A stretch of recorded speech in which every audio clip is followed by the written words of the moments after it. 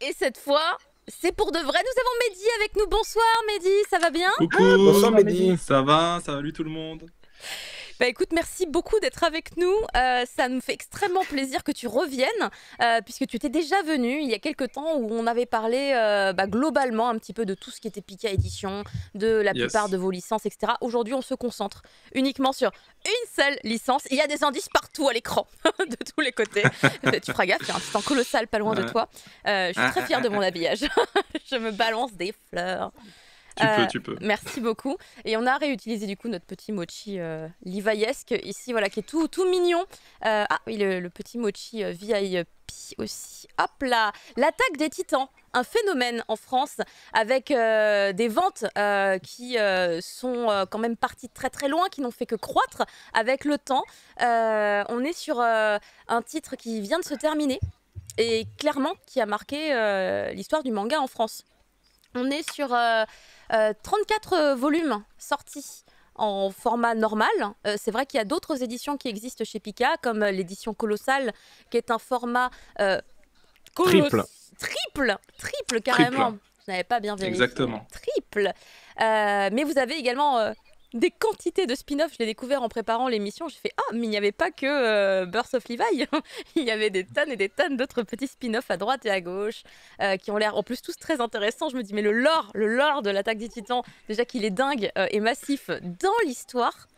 Il y a tellement de trucs autour, c'est terrible. Si on veut tout suivre, si on veut être au courant de tout, il faut aller très très très loin. Donc on va revenir un petit peu sur le phénomène de l'attaque des titans, avec entre autres du coup Thunder et Fumble qui sont tous les deux, alors déjà des consommateurs du manga bien évidemment, mais surtout des personnes qui ont lu l'intégralité des 34 volumes sortis à ce jour. Alors pour les gens qui suivent également bien l'actualité de Pika Édition, vous savez sans doute qu'il y a eu un live spécial la semaine dernière pour parler justement de l'attaque des titans Yes. et que Thunder était aussi présent. Oui. Voilà, j'ai réalisé tardivement, mais je me suis dit, On peut- ah, pas envie On de tout changer. peut redire l'anecdote. Tu veux la dire, Mehdi? Ah, l'anecdote, c'est-à-dire. Par rapport à l'émission d'aujourd'hui, Ouais. eh Ah, ben en fait, mercredi dernier, on fait donc effectivement un Pika Live le jour même de la sortie avec du coup non pas Thunder mais Cédric qui Ouais, était là. c'est vrai. Et du coup, je lui dis bah à mardi prochain pour le cri du mochi. Il me dit ah non, ce sera sans moi, je ne suis pas programmé pour l'émission. Et le voilà. Aucun que- respect pour Caroline et son Parce travail. que, parce que je vais tout dire. Les Vas-y. Français doivent savoir. Balance Les Français du mochi, les mochis, les petits mochis et mochisettes doivent Les savoir. petits mochis veulent savoir, ouais. Exactement. C'est que Caro, elle demande longtemps à l'avance Oui. nos dispos et Oui. je les ai notés. Et je me souviens que j'ai vu un truc spécial Attaque des Titans. Je fais, ah, bah, moi, je veux en être. C'est une de mes séries préférées. Je veux Oui. en être, je veux en être, je veux en être. Et ensuite, j'ai commencé à bosser à Yaku Shop, comme je disais la semaine dernière. Et c'est beaucoup de travail. Et du coup, j'ai mon cerveau qui se liquéfie et j'oublie tout ce que je fais depuis 3 semaines. Encore Et, à cause des titans en librairie. Et Encore entre à autres, cause- notamment. entre autres. Entre autres. Et c'est vrai que ça a été un peu compliqué. Et donc déjà, quand Pika m'a gentiment proposé de participer, moi je disais, ah bah, trop bien, cool, tout. J'ai failli oublier, moi je fais, ah non, c'est vrai, je fais des titans. Et j'avais encore plus oublié Caro, mea culpa complet. Donc quand Caro m'a fait, on se fait une réu pour mardi, et j'ai pas osé dire non, je fais, bah oui, oui. Et je savais pas de quoi on parlait. Et je l'ai appris que 2 jours avant, j'ai fait, ah mais oui, c'est vrai que c'est les titans. Bon bah très bien. Non, mais c'est honnête, je pense. Oh, Bah oui. Dieu. Clairement, bah écoute, voilà, c'est très honnête. Là, on peut pas être plus transparent sur comment ça s'est passé tout ça. Non. Merci. J'ai eu tout Ouais. le déroulé. Mais du coup, moi, quand j'ai vu que tu étais à l'attaque des Titans, j'ai fait oh. Bah écoutez, ça fera peut-être un petit peu redite, mais je me suis dit que vous alliez pas forcément, surtout toi Thunder, t'allais pas forcément dire les mêmes choses que dans une émission spéciale Pika. On va pas peut-être tout à fait aborder de la même manière non plus les choses. Je sais qu'il y a Fumble qui voulait déjà commencer à poser une question sur du coup l'attaque des Titans, comment ça a commencé. Oui, comment ça a commencé? Le phénomène, En fait, le succès. moi, je veux des anecdotes et je veux que tu reviennes un peu au début de l'attaque des Titans et à quel moment exactement par rapport à Pika et vous, ça s'est mis en place, l'achat de la licence, de retrouver la licence, et par rapport au succès que ça a connu au Japon et aussi au succès de l'animé. comment exactement ça s'est passé? Écoute, en matière déjà, bonsoir tout le monde, merci de m'inviter encore Oui. à l'émission. Et je suis désolé, quand tu as dit 7 fois je suis là, 7 fois Mehdi est là, Caroline, je vous ai peut-être mis une crampe à 21h pile. Je suis désolé, je me suis peut-être pas bien connecté. Il n'y a pas de mal. Ce Désolé. sera pour le bêtisier. Qu'est-ce que tu dis, voyons? C'est ça, on a du contenu, comme ça, c'est bien. T'inquiète pas, j'ai meublé de Excuse. façon très professionnelle. Caro était très contente. Très pro, Il t'as a, quand il a- même il a mis dans la parlé même phrase. de choses très étranges, mais il a T'as quand parlé même mis de dans la même Pika quand phrase même. Journey Beyond Even et Mystère et Boule de Gomme. Il faudra C'est vrai, qu'on bah c'est revienne bah, là-dessus. mais c'est professionnel, il y a plein de petits mystères. En tout cas, non, désolé, je ferai mieux la prochaine fois. Et pour revenir à ta question, donc j'espère que je ne vais pas trop te décevoir parce que je n'étais pas dans les murs au moment de l'acquisition Oui, mais tu dois de la connaître licence. les histoires que- dans les murs. Non, alors en toute honnêteté, ce que je peux te dire, c'est que même si l'Attaque des Titans, quand c'est pré-publié en 2009-2010, il y a un succès qui arrive quand même assez vite, il y a une reconnaissance qui arrive assez vite, une reconnaissance critique de la série au Japon qui fait que les ventes deviennent de plus en plus importantes. C'est un phénomène assez curieux en fait vu de la France, vu de Pika, parce que même si le succès est là, il y a toujours en fait ce doute de se dire est-ce que ça peut rencontrer un public en France, parce que je suis avec des experts du manga ici, et les succès du Japon ne sont pas forcément les succès en France. C'est pas les mêmes lecteurs, les séries n'ont pas la même vie voilà, dans ces deux pays, on n'a pas la même approche. Donc il y avait un vrai doute très clairement sur est-ce que le lectorat est prêt en France. Et il y a eu le choix, je trouve très intelligent, de coffrer la série, la mettre de côté de façon à déjà accumuler à 7 tomes pour au moment du lancement en 2013, il y ait une régularité, en fait, un rythme de sortie régulier. Et surtout attendre en fait l'exposition de l'animé. C'est là qu'a été vraiment je dirais l'intelligence, c'est d'y aller, relever le challenge de cette série, parce que c'était pas forcément un succès annoncé en France, même si c'était très attendu. La fanbase vraiment là était au taquet. Moi j'en veux pour preuve Japan Expo, parce que quand c'est lancé fin juin 2013, le 26 pour être exact, parce que juste avant Japan Expo, il y a déjà des cosplayers en fait. Il y a déjà des Ren, des Mikasa, des Armin cosplayés. Donc l'attente, clairement, elle était là. Mais c'était intelligent, je pense, d'avoir le maximum d'exposition et de profiter de l'exposition de l'animé, ce qu'a fait Wakanim avec la possibilité de regarder des épisodes gratuitement, les premiers épisodes. Enfin, tout ça a beaucoup participé au choix de ce lancement. Donc il y a eu le choix de l'acquisition. Mais quand même, c'était pas forcément gagné, quoi. À un moment où ça a été acquis, on s'est pas dit, voilà, là c'est sûr, ça va être un chef-d'œuvre qui va cartonner. Pika a préféré mettre toutes les chances de son côté en se lançant dans la bataille pas seul, et ils ont très bien fait. Et ça n'a fait, pour moi, l'animé en fait n'a fait que mettre la lumière sur un manga qui était déjà très qualitatif, mais qui pouvait rebuter. C'est-à-dire que là, je pense peut-être qu'on y viendra plus tard. Il y avait des choses qui différentes. Enfin, c'était vraiment très peu balisé par rapport à ce qui fonctionne et ce qu'on connaît dans d'autres magazines, d'autres séries. Et est-ce que le buzz il y a eu beaucoup de buzz quand même sur les réseaux sociaux avec des reproductions par les Japonais qui ont un peu été qui sont devenus un peu internationales. Le phénomène est devenu un peu international sur Twitter, sur je sais même plus quel réseau social l'avait à l'époque, sur Snapchat peut-être. Est-ce que ça pèse quand on voit que sur les réseaux sociaux ça explose en fait? Il y a forcément une résonance. C'est-à-dire que nous, on observait tout ça de notre fenêtre en France. Et il y a forcément des idées qui ont popé sur comment faire en sorte de se servir de ça. En fait. C'est-à-dire qu'on s'est très vite... les gens sur Internet sont très vite accaparés l'image de ce colossal. Nous, c'est quelque chose, du coup, à l'époque, qui a été utilisé avec... pour les stands, on a beaucoup utilisé en fait tout ce qui avait trait au Titan, avec la tête du colossal et autres, tous les photocalls où on pouvait se mettre en scène avec les Titans, se faire manger même par le Titan qui dévore la maman de Eren dans le premier chapitre. Si tu veux tout ça, ça commence très violemment. Et ça, quelque part, nous, forcément, c'est du fuel pour se dire, tiens, les gens font ça sur les réseaux, c'est viral. Et nous, il faut qu'on fasse la même chose sur notre stand pour que les gens aient un souvenir et se lancent dans les Titans. En fait, voilà, c'est-à-dire qu'on savait que le contenu était qualitatif, un animé très ambitieux était en préparation, et il y avait un frémissement comme ça, comme tu le dis, sur les réseaux, des prix qui sont remportés, des prix majeurs. Tout ça fait se dire que, ouais, il y a quand même beaucoup de planètes qui sont alignées. Maintenant, c'est tellement particulier par rapport à ce qui fonctionnait en France que, voilà, c'était pas forcément il y avait quand même d'avance. baston sur la licence pour l'acheter ou... Ah, c'est ce genre de croustillant que tu veux. Hein. Et écoute, il y avait du monde il y avait du monde, la bagarre. Non, écoute, forcément, je pense que je fais confiance à mes confrères pour à l'époque. Voilà, si tu veux, nous, chez Kazé, moi, quand j'étais chez Kazé Manga à l'époque, forcément, c'est une série qui devenait incontournable par son étrangeté. Et aussi parce que c'était quand même aussi le post-apocalyptique était aussi pas mal dans l'air du temps, sauf que là c'était vraiment traité de façon très différente. Donc nous on observait ça, on s'y est forcément intéressé.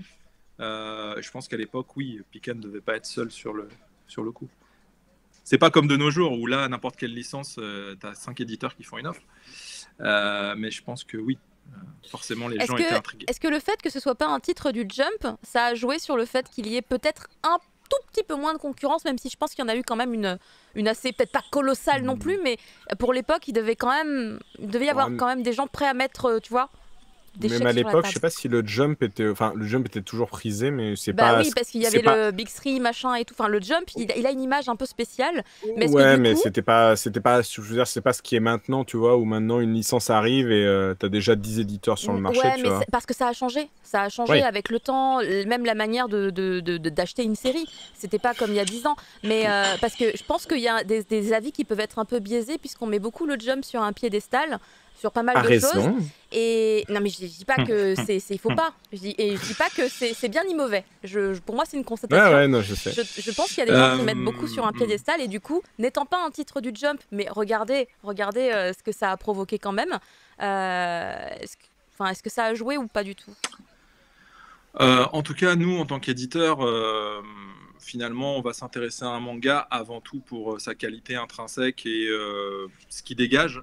Avant même, on connaît bien évidemment les lignes éditoriales de tous les magazines, mais finalement, l'origine du magazine va être peu importante par rapport à comment nous, on l'envisage sur notre marché. Tout comme la catégorie shonen, seinen, shoujo, finalement, oui, c'est important d'alimenter les lignes de nos catalogues, mais c'est avant tout le titre. Avant de savoir de quel magazine. Il y a des bombes qui arrivent de n'importe quel éditeur, comme d'un petit Akita Shoten, qui de temps en temps peut sortir des bombes atomiques, tout comme le Jump qui peut sortir des séries intéressantes ou des déconvenues. Donc je pense pas que la hype, je vois ce que tu veux dire quand tu parles de la hype du Jump, etc. Je pense pas qu'elle était au niveau d'aujourd'hui parce que de nos jours, il y a Twitter et tout un tas d'autres réseaux. L'information va qui beaucoup plus vite qu'en 2013. Plus, comme tu dis, oui. Voilà, les gens s'engrainent, t'en as entendu parler, tu connais pas, mais quelle naze.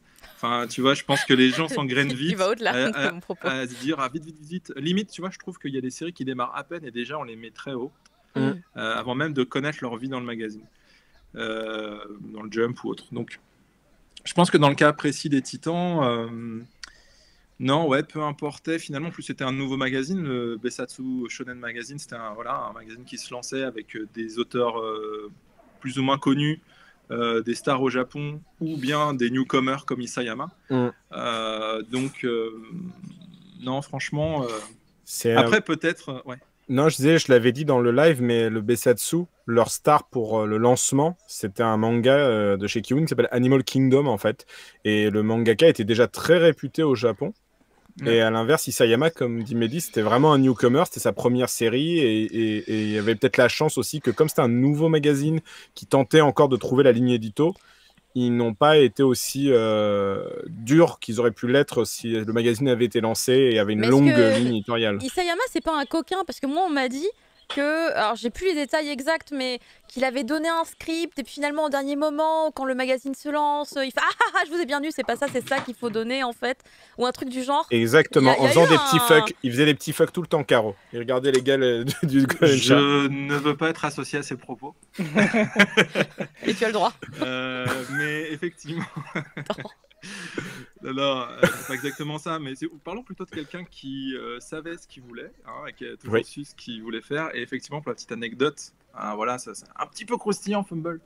Je la connais. Et c'est dans... Ah, il la connaît, bah excuse-moi.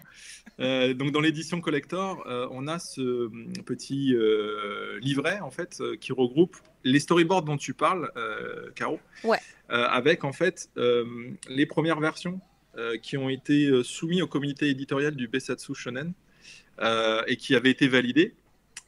Et en fait, Isayama n'a pas du tout publié ce qu'il avait soumis à Pro.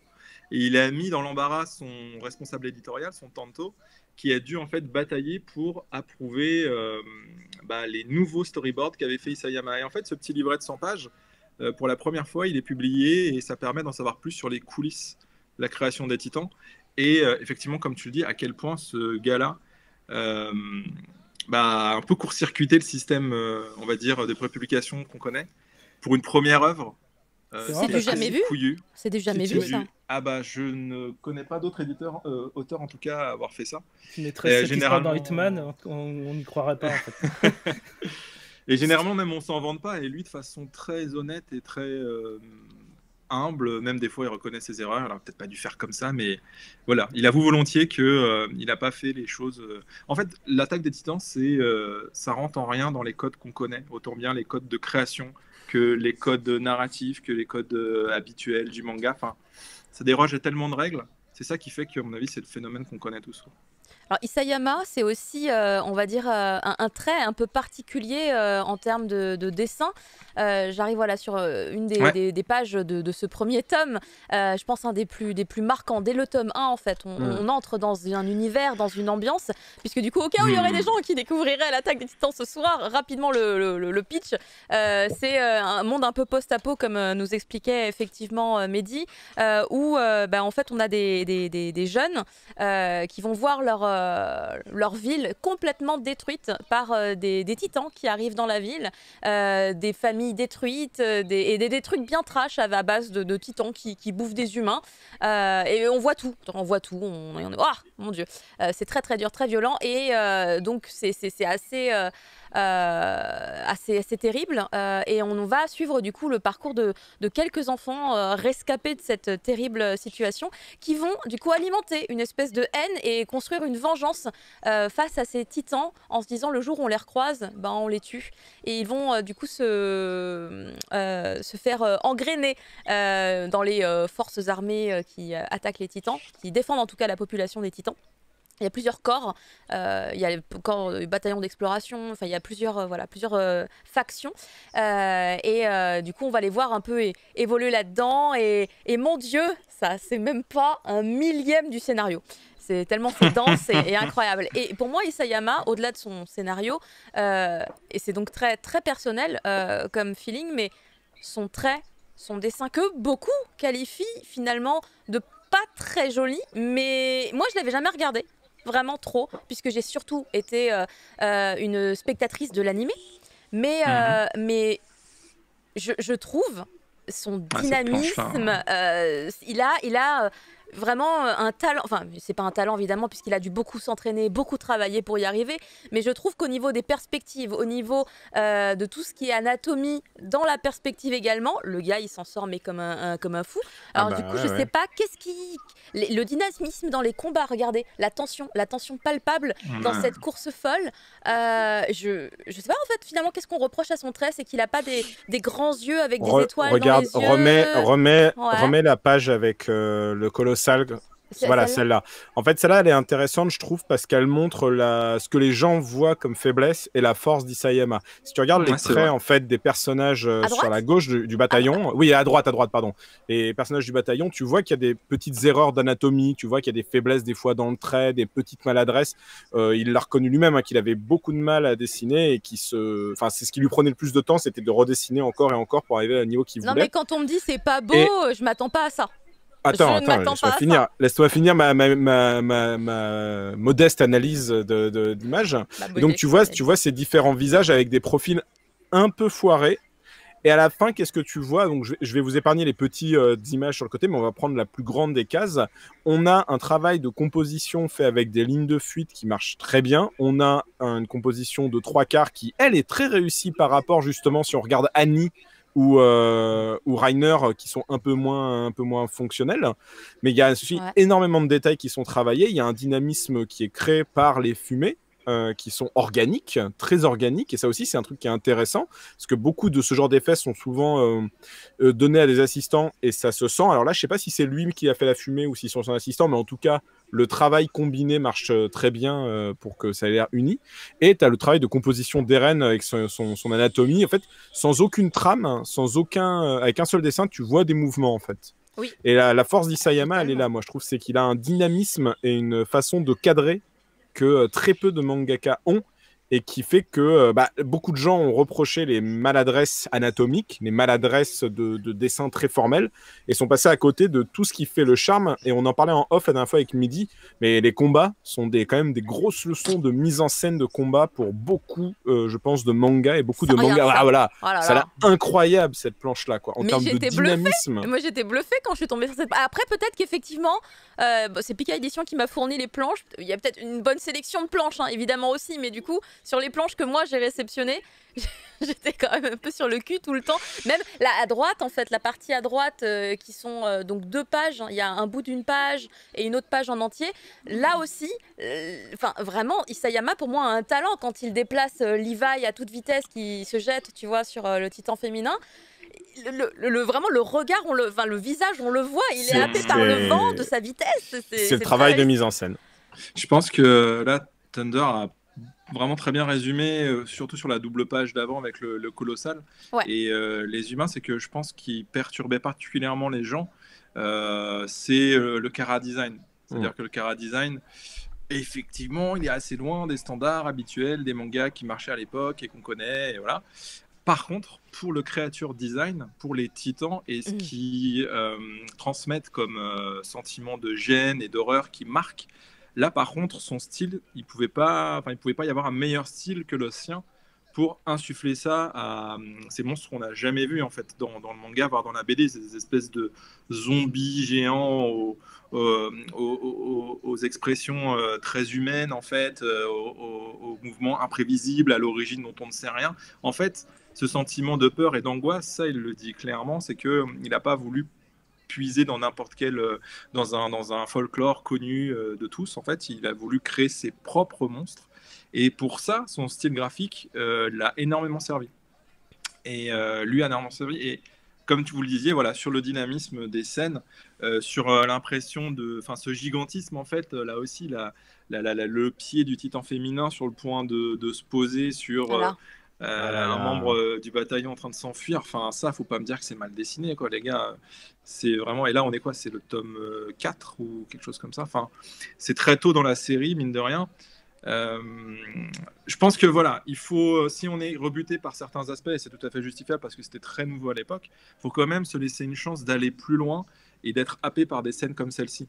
L'expression de la peur aussi dans les humains, moi c'est quelque chose qui me marque beaucoup. Enfin, quand ils sont sur le point de mourir, en fait, il y a cette angoisse, vraiment la vraie peur, le regard là complètement perdu des humains. C'est quelque chose qui réussit vraiment, et ce style, son style là graphique l'aide énormément pour ça. Donc Ouais, non, ça c'est. Moi j'ai trouvé ça très très très fort parce que au-delà de, comme tu dis, le chara design qui, oui, effectivement, au niveau de tout ce qui va être les visages des personnages, quand on est très très habitué à lire du manga, du manga entre guillemets grand public, hein, ce qui veut un peu tout et rien dire. Oui, c'est ça, parce qu'il y a plein de contre-exemples, hein, rien qu'à cette phrase. Je suis d'accord avec toi. Mais je peux comprendre effectivement que si on s'imagine quelque chose de précis, c'est différent. On est avec Isayama, on est sur quelque chose de différent. Mais c'est vrai que peut-être il y a aussi une question de maturité, même si je pense qu'il y a de nombreux âges auxquels on peut lire l'Attaque des Titans, mais je recommande pas aux enfants, vraiment pas. Mais je me dis peut-être effectivement, si moi j'avais 20 ans, peut-être que j'aurais pas la même perception qu'aujourd'hui, à plus de 30 ans, j'ai en lisant l'Attaque des Titans, et où du coup, j'ai lu beaucoup d'artistes, j'ai vu des chara design très différents, j'ai vu des méthodes, j'ai vu beaucoup de travail, et je peux du coup constater que ce gars dès le tome 1, il est incroyable aussi, en fait. Ah, Je le mais trouve bien, très bon mais dès le bien tome 1. sûr. Quand l'Attaque des Titans est sortie en France, je devais avoir 22 ans, 23 ans, quelque chose comme ça, 22 ans. Et moi, dès le début, je m'étais dit, ok, c'est pas très beau, mais dès les premières scènes d'apparition de Titans et d'action, je fais, en revanche, il y a un truc quand même. Enfin, le gars, il sait ce qu'il fait, en fait. Et ça, c'est la Ah différence ouais. principale. Là aussi, je me répète un peu, je l'ai dit dans le live, mais la grosse différence, c'est qu'Isayama, il a quand même une colonne vertébrale, il savait à peu près où il allait jusqu'à la fin. Il avait fait quelques changements, mais globalement, il avait à peu près les idées principales. Et ça se sent dans la mise en scène aussi. Tu vois, quand tu mettais en avant, par exemple, le pied du titan de Annie, Ouais, attends, je le remets. ce genre de travail, mine de rien, c'est pas un travail. Là, c'est des images issues de plusieurs pages, mais du même chapitre. Mais il y a un travail sur les rapports de taille où on voit des plongées et des contre-plongées qui permettent de définir la taille des personnages. Et on voit, là, c'est Armin et Jean. Oui, c'est Jean. Armin et Jean. Qui sont vus comme regardant quelque chose qui les dépasse, et en plus la caméra elle est légèrement en contre-plongée sur Jean, Ouais. ce qui donne encore plus ce truc où on se dit attends, il nous paraît grand et il regarde quelque chose qui est encore plus grand. Et Armin, lui, par exemple, tu vois, il y a un travail sur les ombres un peu au-dessus de lui pour montrer quelque chose qui le surplombe. Ça, c'est ce genre de détail. C'est inconscient. Je demande pas au lecteur quand on lit un manga, on n'a pas forcément à réfléchir à ça. C'est comme quand on regarde un film. Mais quand on parle de mise en scène, de mise en image, de composition de cadre, que ce soit dans le cinéma ou la bande dessinée, c'est ce genre de travail qu'un artiste doit donner, en fait. C'est l'art de l'invisibilité. C'est l'art de faire avoir des émotions par une composition, et que le spectateur n'a pas forcément à réfléchir à ça, il doit le ressentir, en fait. Et là, on ressent instinctivement le gigantisme et la peur et l'effroi des personnages, quoi. Il n'y a pas besoin de réfléchir dedans beaucoup, quoi. Et il y a Et peu de mangaka qui arrivent à ça, je trouve. on parlait à l'instant justement donc des combats un petit peu il y a quelques instants. Je sais que Thunder, tu avais une question par rapport à ça, sur un parallèle avec le Ah MMA. bah, non, bah oui, c'est juste que je sais que notre invité, Mehdi Benraba, il est très grand fan de Free Fight, de Close Combat, de MMA, on appelle ça comme on veut. Et il se trouve que quelqu'un d'autre, plus ou moins autour de l'émission, là, est fan, c'est monsieur Isayama Hajime. Et je voulais savoir si tu pouvais nous en parler un petit peu, parce que je sais que toi, tu es très fan. Ah oui, je suis autant passionné de combat libre que de manga ou de rap. C'est vraiment mes grosses passions. Et quelle a été ma joie quand j'ai vu que Isayama, lui, est aussi passionné de ça. Il y a une grande compétition de Free Fight qui s'appelle l'Ultimate Fighting Championship, l'UFC, qui se tient partout dans le monde, pas encore en France, mais qui sait, ça viendra peut-être. Et il s'inspire en fait pour ses chorégraphies, même des fois pour les gardes en fait de ses personnages, les styles de combat de grands athlètes de combat libre, qu'ils soient japonais, russes ou même américains. Vraiment, il est très connaisseur. Et d'ailleurs, une des rares interviews croisées qu'il a pu accorder, interview croisée filmée, ça a été avec Demetrius Johnson, qui est un grand champion poids mouche de l'UFC. Et du coup, voilà, c'est quelque chose, moi, que j'aime énormément, c'est que même si on est dans un monde de fantasy où, bah, quelque part, tout est possible, vraiment, le scénario nous conforte en ce sens, on est dans de la pure fantasy, dark, mais de la fantasy quand même, et ben il met un point d'honneur, pardon, à ce que la chorégraphie de ces combats soit vraiment millimétrée, très réaliste. Quand un titan cuirassé va faire une amenée au sol, c'est exactement ce qui se passe dans un octogone de l'UFC.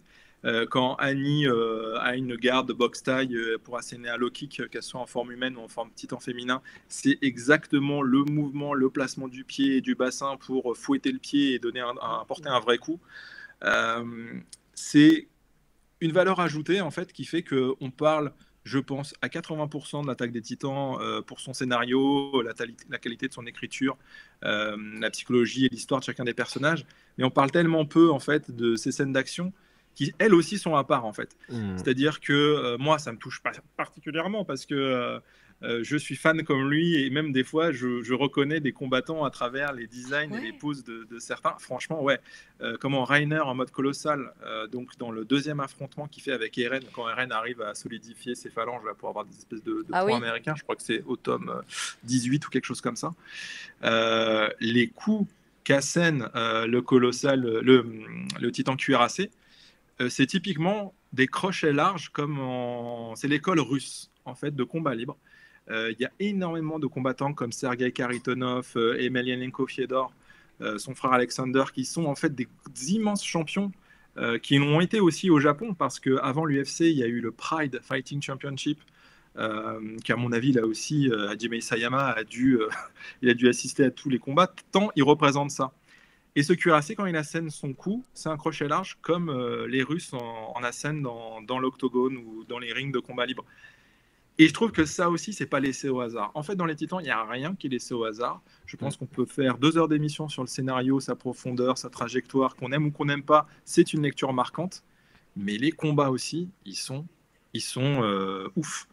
Et les doubles pages là sélectionnées aujourd'hui le prouvent bien. L'animé a très bien retranscrit ça aussi.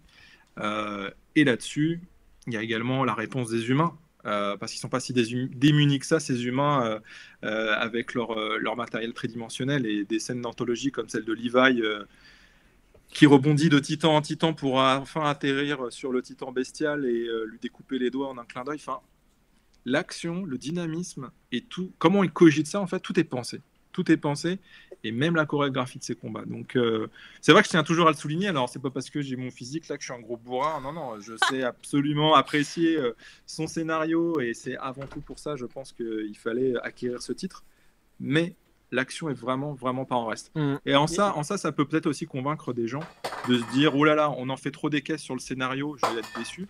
Ouais, bah les scènes d'action, les gens ne seront pas déçus, vraiment. Et il y a quelque chose qui est aussi très important, c'est de pouvoir planifier toute l'évolution de l'action. C'est-à-dire qu'ils sont de plus en plus forts, et ils ont de plus en plus du matériel différent, et des Ren, différents.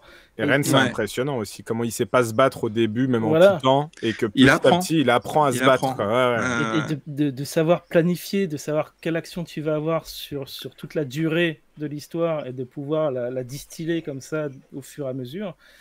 C'est encore là, une fois de plus, que tu vois qu'il avait tout prévu. Et il s'amuse.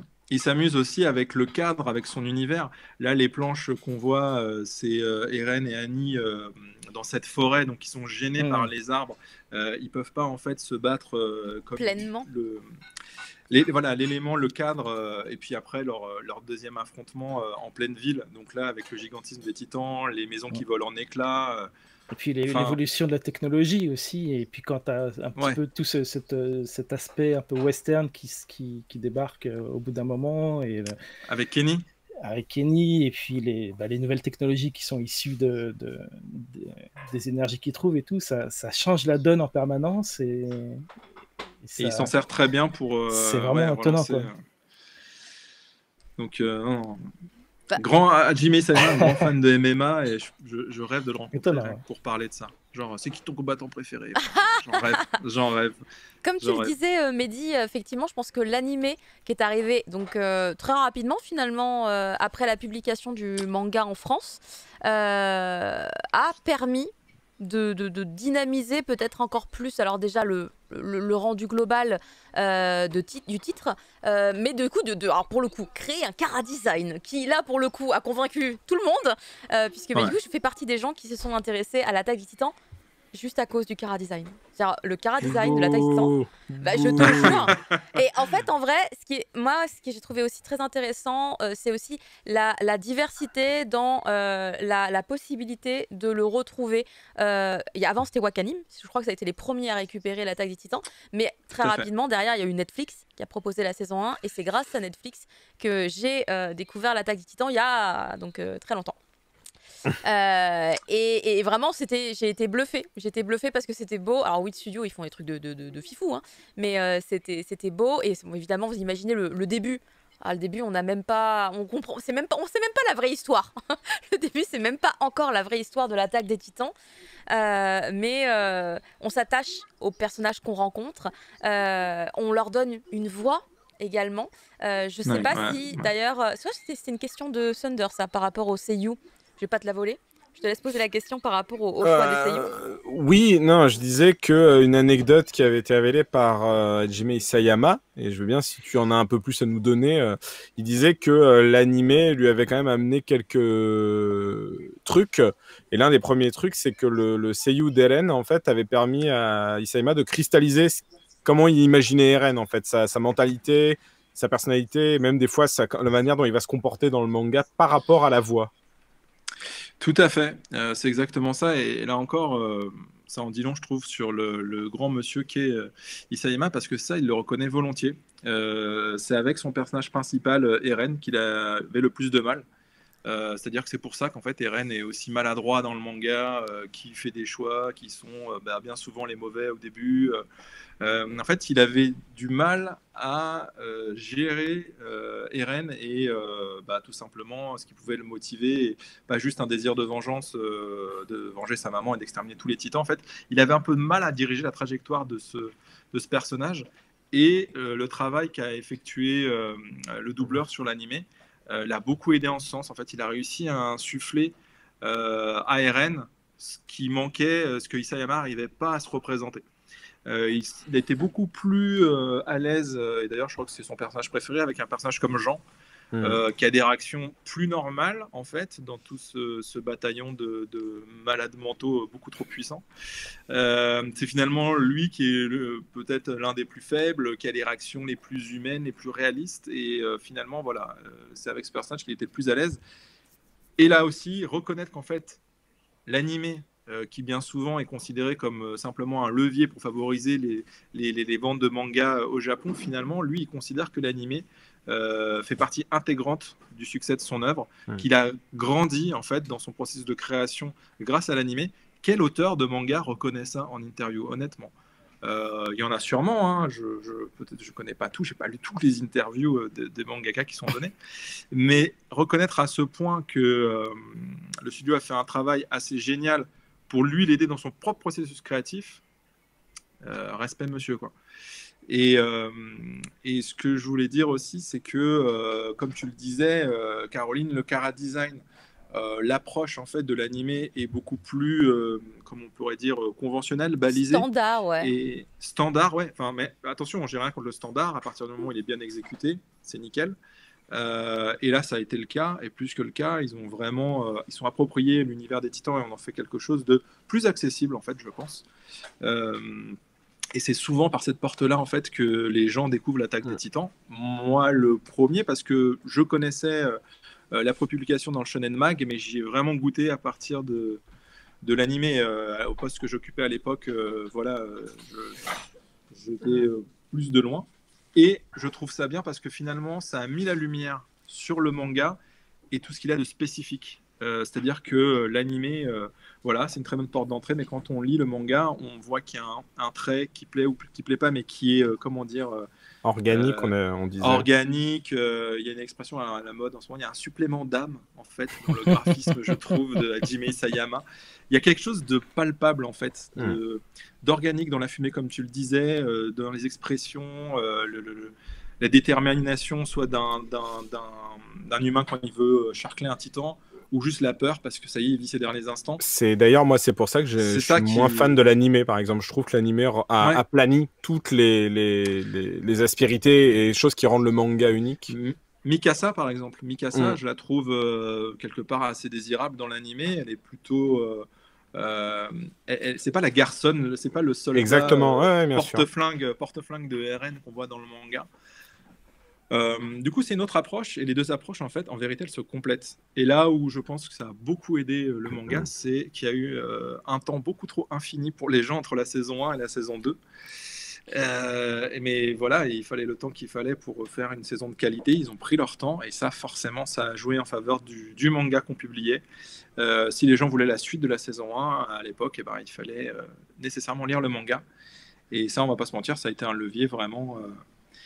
mais je trouve ça vraiment classe de la part d'Isayama de dire que l'animé fait partie intégrante du succès D'ailleurs, fait dans il y a une question que je me pose depuis longtemps, peut-être tu peux y répondre. Il a aussi dit qu'il était content parce que l'animé avait remis dans l'ordre chronologique l'histoire. Et moi, j'aime bien le fait qu'elle soit dans un ordre déchronologique au début. Donc, qu'est-ce qu'il reprochait en fait à ça? Est-ce que tu sais, par rapport au fait qu'ils disent que finalement, il est content que l'animé ait mis tout dans l'ordre chrono? Je pense qu'en fait, il était déterminé, mais pas nécessairement sûr de son coup. En fait, quand il commence la publication, c'est quand même sa première œuvre, c'est quand même sa seule œuvre. Faut le savoir. Donc, peut-être que s'il y a des choses qui étaient à refaire, il les referait peut-être autrement. Et je pense que l'ordre chronologique, peut-être qu'il envisagerait autre chose aujourd'hui. Je pense que c'est une façon de dire que l'animé, en fait, a permis. C'est une adaptation. Il l'a vraiment vu en tant que tel, et le fait qu'ils aient touché à ça, je pense qu'il a dû, en tout cas c'est ce qu'il dit, c'est qu'il a été surpris de voir à quel point ça pouvait bien rendre. D'accord. Et là encore, moi je considère ça, c'est loin d'être un aveu de faiblesse, en fait, c'est juste dire, bien joué les gars, vous êtes super bien approprié mon univers, et grâce à vous, je vais progresser. En fait, il a toujours vu l'animé comme un moyen de se motiver, de se dépasser. Il l'a fait aussi pour... Ouais. Il l'a fait aussi pour la saison 3 avec l'Archénie, où il a dit qu'il retravaillait, la narration, qu'il retravaillait les scènes pour... c'est la saison 3, hein, si je ne me trompe pas. Hein. Moi, Kenny, il est dans la saison 3, je crois, oui. Ça, et même le design de certains titans comme le cuirassé ont évolué suite au travail qui avait été fait sur l'animé. Donc voilà, je trouve que une telle approche fait qu'on a quelqu'un vraiment de motivé pour servir la meilleure des œuvres, quoi. Donc, Et du coup, pour les gens qui lisaient... Thunder, toi, tu lisais d'abord le manga avant de regarder l'animé? T'as regardé un peu l'animé? Moi, l'animé, là, récemment... En fait, j'ai regardé que les openings pendant très longtemps, parce que l'animé, le peu que j'ai vu... En fait, j'ai regardé l'épisode 1 ou 2, mais ça m'avait vite gonflé, parce que... Non, j'ai regardé la moitié de la saison 1, mais comme j'ai dit, en fait, ça m'avait gonflé, parce que je lui accorde deux choses pour moi, l'animé, qui sont... on peut pas toucher, c'est effectivement les doubleurs, et la musique, quoi, qui clairement rajoute une ambiance. Ils sont forts, hein, la musique, ils sont très forts. Mais l'animation, je la trouvais pas folle. Elle était bien, hein, vraiment. Non, mais dans le sens que, c'est ce que je te disais, le manga, pour moi, il avait tellement une âme à part entière, donc, ouais, il avait tellement quelque chose à part entière. C'est ça que je voulais savoir, c'est quand on a commencé par le manga, quand on arrive sur l'animé, on n'a pas des étoiles dans les yeux, forcément. Je sais pas, moi c'est très personnel. Moi, l'attaque des Titans m'a vraiment plu. Moi, je l'avais dit dans le live, très honnêtement, je l'avoue, le premier épisode, le premier chapitre, je l'ai lu en scan trad illégal parce qu'on m'avait parlé de ce truc-là. Je fais, ah bon, qu'est-ce que c'est que ça? Alors je suis allé voir le scan, j'ai lu le chapitre 1. Quand il était encore un enfant, il y a tellement longtemps. Ouais, bah, je devais avoir la vingtaine. Thunder est jeune. Hein. Après, c'est pas les mêmes. Enfin, on n'est plus dans le même monde. Hein. Il y a en 2011, c'est pas les mêmes. Enfin, il n'y avait pas les mêmes accès à des tonnes de trucs légaux pour lire des scans et des trucs en direct du Japon. Il y a 10 ans. Ah bah oui, mais ça évolue vite. Il y a 10 ans pile, je crois Netflix venait d'arriver ou arrivait à peine. Enfin, c'est bref. Je vais pas refaire le monde, quoi. Mais j'avais lu que le premier chapitre et je m'étais arrêté là en disant non, en fait, je vais attendre que le manga sorte parce qu'en plus, la traduction était pas bonne. Enfin, c'était un truc avec des Yamete, des machins. Enfin, c'était nul. Et je voulais un truc un peu mieux fait, quoi. De quoi il en retournait, quoi. Oui, voilà, c'est ça. Je me suis dit, mais qu'est-ce que c'est que ce truc? Et première page, je fais oulala, c'est pas très beau. Ah, mais le design est pas mal. Et en fait, j'ai été happé. Et l'attaque des Titans, moi, ça a été un de mes grands rendez-vous pendant presque une dizaine d'années chez Pika, où j'ai acheté tous les volumes. J'avoue que j'ai eu un moment où j'ai arrêté pour reprendre de plus belle, quoi. Mais non, le manga était tellement à part que pour moi, mais vraiment là, je parle comme mon nom, hein, je parle pas dans le nom de tous les lecteurs de manga puis animé. L'animé était quand même un peu fade. Il était trop normé, en fait, pour moi. Il était fait, comme tu dis, Caro, il est fait pour plaire un peu à tout le monde et être un succès. Et moi, je préférais en fait l'espèce d'anomalie systémique qu'était le manga, qui ne faisait que s'améliorer de chapitre en chapitre, visuellement, d'épisode en épisode. Enfin, je trouvais ça trop bien, quoi. Oui, bon, après, le truc, c'est que tu peux pas enlever tout le scénario. Et enfin, pour moi, il y avait quand même beaucoup d'éléments dans l'animé. Dis la meuf qui a pas lu le manga, mais il y a beaucoup d'éléments dans l'animé. Je sais pas où tu vas. Mais non, mais je sais que t'as envie. Je sais que te connaissant, juste parce que je viens de dire du mal de l'animé, faut que tu le défendes. Vas-y. Mais c'est pas forcément que t'as dit du mal de l'animé. C'est que ma perception de l'animé, du coup, est totalement différente et qui a quand même largement de quoi me happer dans cet univers-là, même en n'ayant pas lu le manga forcément, mais je sais qu'il y a plein de gens sur le chat, en l'occurrence, qui sont les deux teams, et qui du coup peuvent se permettre derrière de dire Mais j'ai ah regardé mais tout c'est l'animé. dommage. Moi, depuis j'ai tout Ah, regardé. t'as Hein. regardé, donc tu fais J'ai tout partie des gens regardé. qui disent que ah c'est dommage que dans l'animé ils aient enlevé ça, ça, ça. Les gens qui lisent le manga, vous êtes team, vous avez toutes les infos et tous les détails. Alors, à toute personnelle, je trouve que l'animé, il a aussi un problème de rythme. Je trouve qu'il y a pas mal de remplissage par moment pour retenir. Bah, Ah si, bon. c'est vrai. Et je D'accord. trouve que ma saison préférée, c'est celle que tout le monde déteste, c'est la 4. Mais peut-être parce que c'est ma Ah, partie préférée toute du manga. la toute dernière Ouais, Moi, ok. je trouve qu'elle a des défauts. Mais justement, j'y retrouve les défauts que j'aime bien de l'Attaque des Titans dans son dessin ou dans son expression. Et il y a des trucs vraiment, vraiment ouf, quoi. Alors que l'autre, c'est trop propre, quoi. C'est vraiment le bon élève qui essaye de faire bien. Il est le meilleur et ça me plaît Et en pas. même temps, il fallait Ouais. y arriver quand même à. Ah bah à- oui. Tu vois, je veux dire, il y a un côté vraiment grandiose dans les Titans. Enfin, tu vois, il y a vraiment ce côté blockbuster quand des géants se tapent et ils ont vraiment, vraiment réussi à rendre en fait ces sensations. Enfin, Ah, mais clairement. les scènes, voilà, ou que ce soit le combat de Kenny contre Levi ou Bah, celle où même, Levi il saute de titan en titan, comme tu disais, elle est voilà, très très bien celle-là, réussie. voilà, et en ça, oui, c'est lisse, peut-être, mais en tout cas, voilà, ils ont réussi Ah, le mais pari de rendre ça c'est pour ça que je vraiment disais vraiment, crédible. c'est que moi personnellement, parce que l'animé est un succès, heureusement, et enfin, je suis très Ouais, content que les gens. En fait, moi, les gens découvrent l'Attaque des Titans, ça me va. Je trouve ouais, quand même ouais. qu'il manque quelque chose par le manga. L'aspect, ce qu'on disait, l'aspect, le petit bout d'âme en plus, comme tu disais, Ouais. il manque, voilà. Mais c'est très bien si les Moi gens je ils veux bien regardent l'Attaque des Titans. l'avis de Fumble, parce que Fumble, pareil, t'es team les deux. Oui, oui, absolument. Quoique je me suis mis au manga plus tard quand même. Ça a pris un petit peu de temps. Donc au bout d'un moment, je me suis dit, bon, allez, là, de toute façon, on peut plus attendre, on va arrêter de Ouais. déconner. Et ouais, donc j'ai repris. Et même au bout d'un moment, et ben, on passe au chapitre quand ils sont publiés officiellement. Grâce En à Pika simul- Édition. en Merci Pika simultrad. Édition, le simultrad. Chez Pika, C'est sur très SNES cool. d'ailleurs, au passage. Donc ouais, c'est un moment où tu peux plus attendre l'anime, quoi. Donc c'est plus possible. Et je me formalise absolument pas des différences entre les deux. C'est pas quelque chose qui va me déranger énormément. Ni des défauts ou des qualités. Enfin, personnellement, je suis bon public, j'apprécie les deux. Et si je dis des choses du dessin de Isayama de temps en temps, c'est juste pour troller. Tu J'aime bien n'atteins pas le troller, niveau de j'aime bien Ken troller Bogard, les ne gens. t'inquiète pas. Ne t'inquiète pas. C'est pour troller Ken. Mais c'est vrai que le chara design, moi, je le trouve un peu difficile, mais on s'habitue. Et puis, on voit bien que quand il veut, voilà, il défonce. Et même au niveau du chara design, parce qu'il fait aussi des parodies de personnages de célébrités qui sont absolument totalement reconnaissables et réussis, notamment dans les Titans. Et puis, de toute façon, il y a tout son univers qui...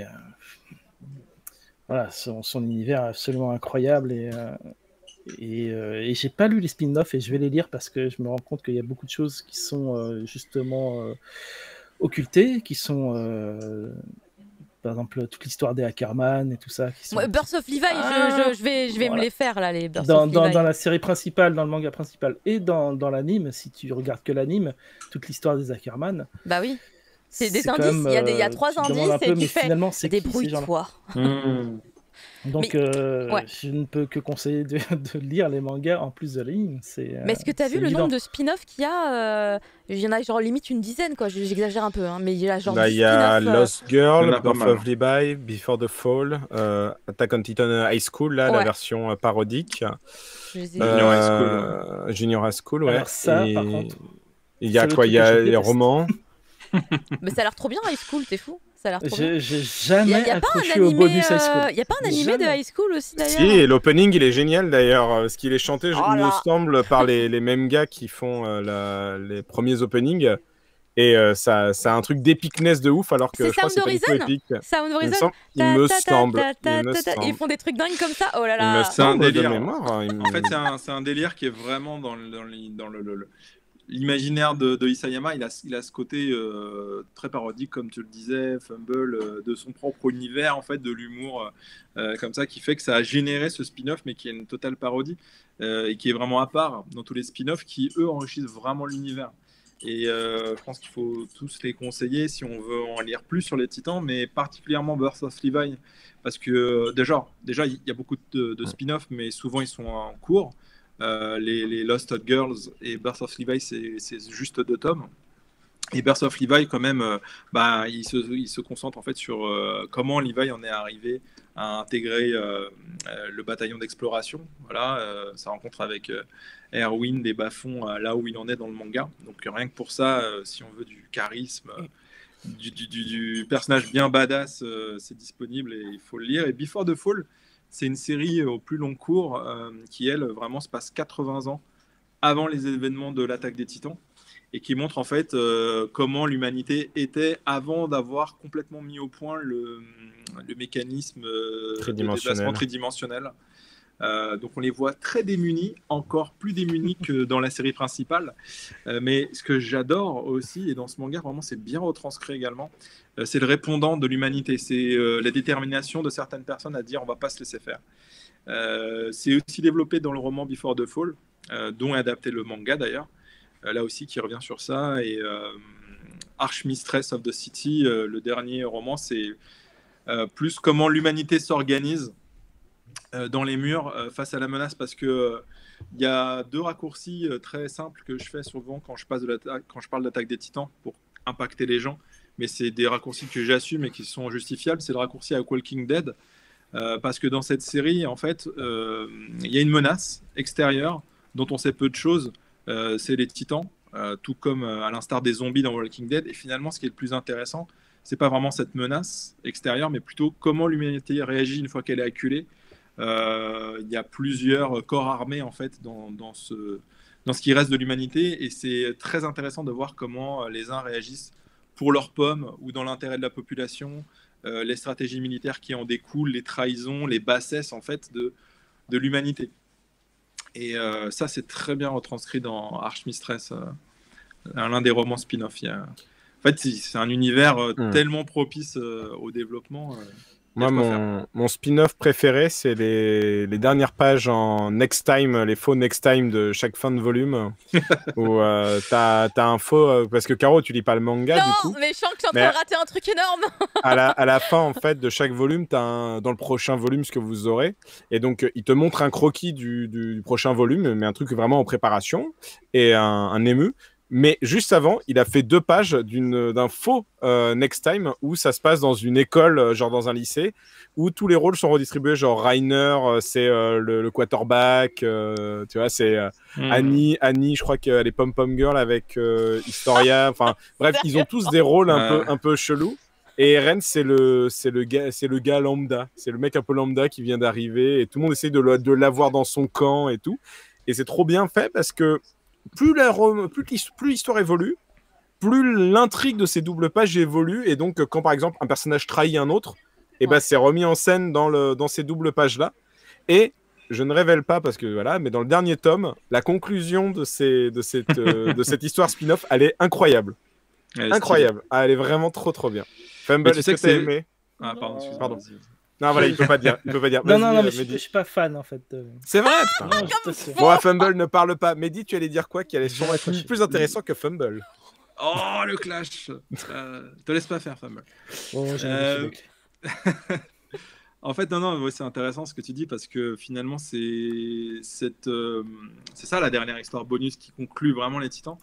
Mais la vraie dernière planche qu'Isayama a dessinée, c'est en fait une planche qui fait office de publicité dans le Asahi Shimbun, qui fait partie des journaux les plus tirés au Japon. Et c'est une pub pour le tome 34 qui sort au Japon. Voilà, donc gros événement. Et c'est intéressant de voir à quel point voilà, Isayama a ce côté très parodique en fait, de sa propre série, mais aussi des codes du shonen et même de n'importe quel genre en fait, qui a le vent en poupe. Parce que dans cette planche, en fait, ce qu'on voit, c'est Eren qui se fait renverser par un camion. Et il se réveille dans le monde des Titans. Et en fait, depuis le début, les Titans, c'est un isekai. C'est ça, la dernière Non, planche Jimmy, officielle. pourquoi tu as fait ça, Jimmy? Mais en fait, Ça me fait c'est trop une vaste plaisir, ça. blague. C'est une vaste blague parce que la fin, en fait, la planche finit comme ça et il y a une pub qui dit non, non, mais laissez tomber. En fait, la vraie fin, c'est dans le tome 34. Courez l'acheter, c'est Ah. disponible en magasin. Mm. Mais ça va en fait dans tout ce côté parodique de sa propre série, de ses personnages et S'il aussi y a- en fait de ce que voilà, des tendances, des trends du manga, des codes qu'on attend d'un manga, des réactions. En fait, il adore prendre vraiment à contre-pied ses lecteurs. Et c'est toujours C'est fait dans de ses façon. goûts aussi, parce que il nous a fait découvrir le groupe Shinsei Kamate-chan, qui est un groupe tout Car aussi taré. C'est lui qui choisit les groupes de l'animé? Non. Il avait son mot à dire? Alors, pour Il avait son mot à Shinsei dire Kamate-chan, c'est un de ses groupes. Enfin, je sais pas si c'est son groupe préféré, mais c'est lui Mais il aime bien. l'a mis en avant pour ouais les avoir. On les a donc connus en anime sur l'ending de la Saison 3. Ouais. Voilà, qui était absolument étonnant. c'est là que j'ai découvert. Au bout de 3-4 épisodes, j'ai fait mais c'est bizarre ça. Qu'est-ce que... Au début, je faisais pas trop gaffe et après j'ai fait mais c'est vraiment très bizarre. Et après, j'ai découvert le groupe et je suis devenu fan. Et après, ils ont fait le meilleur opening de la série. Ils ont fait l'opening de la série, le meilleur. Ah ouais. Et donc, effectivement, poussé par Isayama. Comme quoi, il a son mot à mais dire. c'est un intéressant. groupe de taille et c'est aussi un groupe de gens qui sont vraiment très bizarres, qui ont leur propre univers, qui ont un son souvent grotesque. Et en fait, un son qui rappelle énormément le grotesque des Titans et Exactement. tout cet univers. Donc, ça collait parfaitement, quoi. Ouais, vas-y. Non, je disais juste que moi, ce que j'avais très vite, je finis sur ça, j'avais adoré l'opening de la saison 4, parce que ce qui changeait avec les autres openings qui étaient conquérants mais très victorieux, il y avait ce truc militaire mais victorieux, on était avec les héros. Là, il y a quelque chose de dérangeant et ça fait très justement penser à des dystopies, à des mouvements tyranniques, à des trucs de guerre mais pas bien. Et je trouvais ça extrêmement brillant, parce qu'en plus c'est avec la partie qui se passe dans la saison 4, donc avec Mar, et c'était brillant de renverser avec le même concept d'une musique épique, nous sentir conquérants et nous sentir un peu mal face à la situation, quoi. Ça fait une parfaite transition avec le thème que je voulais aborder juste après, qui est justement tout l'aspect politique de l'œuvre. Juste, je voulais faire un gros bisou à Mademoiselle Soso, qui nous a fait un raid pendant toute cette discussion que je n'osais du coup pas interrompre. Merci. Mais on lui Salut, fait des gros bisous. Mademoiselle Soso, qui était d'ailleurs sur le premier live Pika mensuel au mois de septembre. Du coup, voilà, c'est une grande famille. On s'envoie des raids et tout, c'est trop beau. C'est merveilleux. N'hésitez pas à aller suivre Mademoiselle Soso, évidemment, aussi aller mettre un petit follow sur son channel Twitch. Et du coup, oui, je voulais aborder l'aspect politique de l'œuvre, puisque du coup, moi, je me suis bien fait arnaquer. J'ai commencé l'attaque des Titans en mode très, comme tu disais justement, Mehdi, c'est une espèce de fantaisie très dark. Il y a des Titans, c'est des vilains, on comprend pas tout, il y a des mystères. Et en fait, finalement, c'est devenu une guerre politique.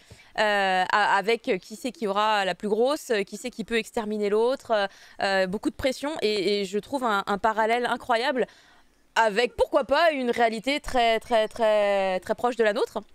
En un sens, je pense que après c'est peut-être un peu facile évidemment de dire ça, mais force est de constater que, à mon avis, il y a beaucoup d'inspiration qui vient pas d'un univers imaginaire pour Isayama, et je trouvais ça fascinant d'avoir réussi, en partant de ce postulat de base, d'arriver là où on en est aujourd'hui. Et du coup, je voulais avoir un peu votre ressenti par rapport à ce sujet-là, puisque mine de rien, c'est délicat, et en même temps, c'est des thématiques dans lesquelles finalement on peut tous se reconnaître. On se rend compte à travers le regard que nous propose du coup Isayama que c'est pas cool ce qu'ils font, mais c'est vrai qu'on comprend. Et inversement, dans les deux sens, finalement, quelque part, on dirait que tout le monde a un peu raison, puisque tout le monde fait des choix pour leur propre bonne cause. Ça prend des dimensions incroyables. Mais du coup, quel est votre ressenti par rapport à ce point presque final? On ne parle pas tout à fait de la fin, mais là où on en est, par exemple, pour les gens qui suivent l'animé, là, cette saison 4 qui vient de se terminer, si vous la suivez, la première partie de la saison 4, pardon, énorme révélation sur beaucoup de choses, et surtout sur l'aspect politique de l'œuvre. Je vous mets du coup le petit trailer qui va avec pour oui. faire Ouais, bien. Mais donc Mehdi, toi, comment tu vois Oui, ça? écoute, là encore, c'est vraiment l'attaque des Titans, c'est vraiment pas une scène de théâtre avec des décors factices. En fait, tout est pensé, et tout doit être crédible en fait dans l'univers d'Isayama et le gouvernement militaire qui s'instaure au bout d'un moment, en fait, il faut que ce soit crédible, que les décisions prises, que les personnes en place, les coups d'État, les rivalités entre corps armés, tout ça, en fait, il prend le temps de le développer. Il prend le temps de les développer, et même si c'est pas vraiment les parties qui vont le plus passionner les gens, lui, il décide en fait de prendre le temps de peut-être pas faire apparaître des titans sur ces passages-là, mais de faire en sorte que voilà, des commandants charismatiques en fait de ce royaume eldien, à un moment donné, les stratégies qu'ils organisent avec le Major Erwin ou autre, il faut un minimum de mise en place et de stratégie guerrière pour qu'on y croit. Et là aussi, hein, quand je dis que l'attaque des Titans, c'est un peu la quintessence de ce qu'on peut faire en manga, c'est qu'il y a de tout un tas d'ingrédients qui sonnent juste, et celui-là aussi il sonne juste. Les révélations qui opposent Mar et Eldien aussi plus tard, c'est quelque chose d'extrêmement bien fait. En fait, les motivations de Mar, comme tu le disais, en fait, on peut pas vraiment. Il y a voilà, cette zone grise en fait qui est très intéressante parce que les décisions que ces militaires prennent, elles sont graves. Il y a des vies humaines qui sont en jeu, mais on ne peut pas vraiment leur en vouloir parce qu'on connaît leurs motifs. La caméra va dans les deux camps, et même les traîtres qu'on connaît et qui étaient dans les murs. Moi, comme je dis souvent, mon personnage préféré c'est Reiner parce que il a, et on peut parler de ce qui se passe du coup par la suite. Oui, là on peut cette fois. Là, on peut un petit peu se lâcher.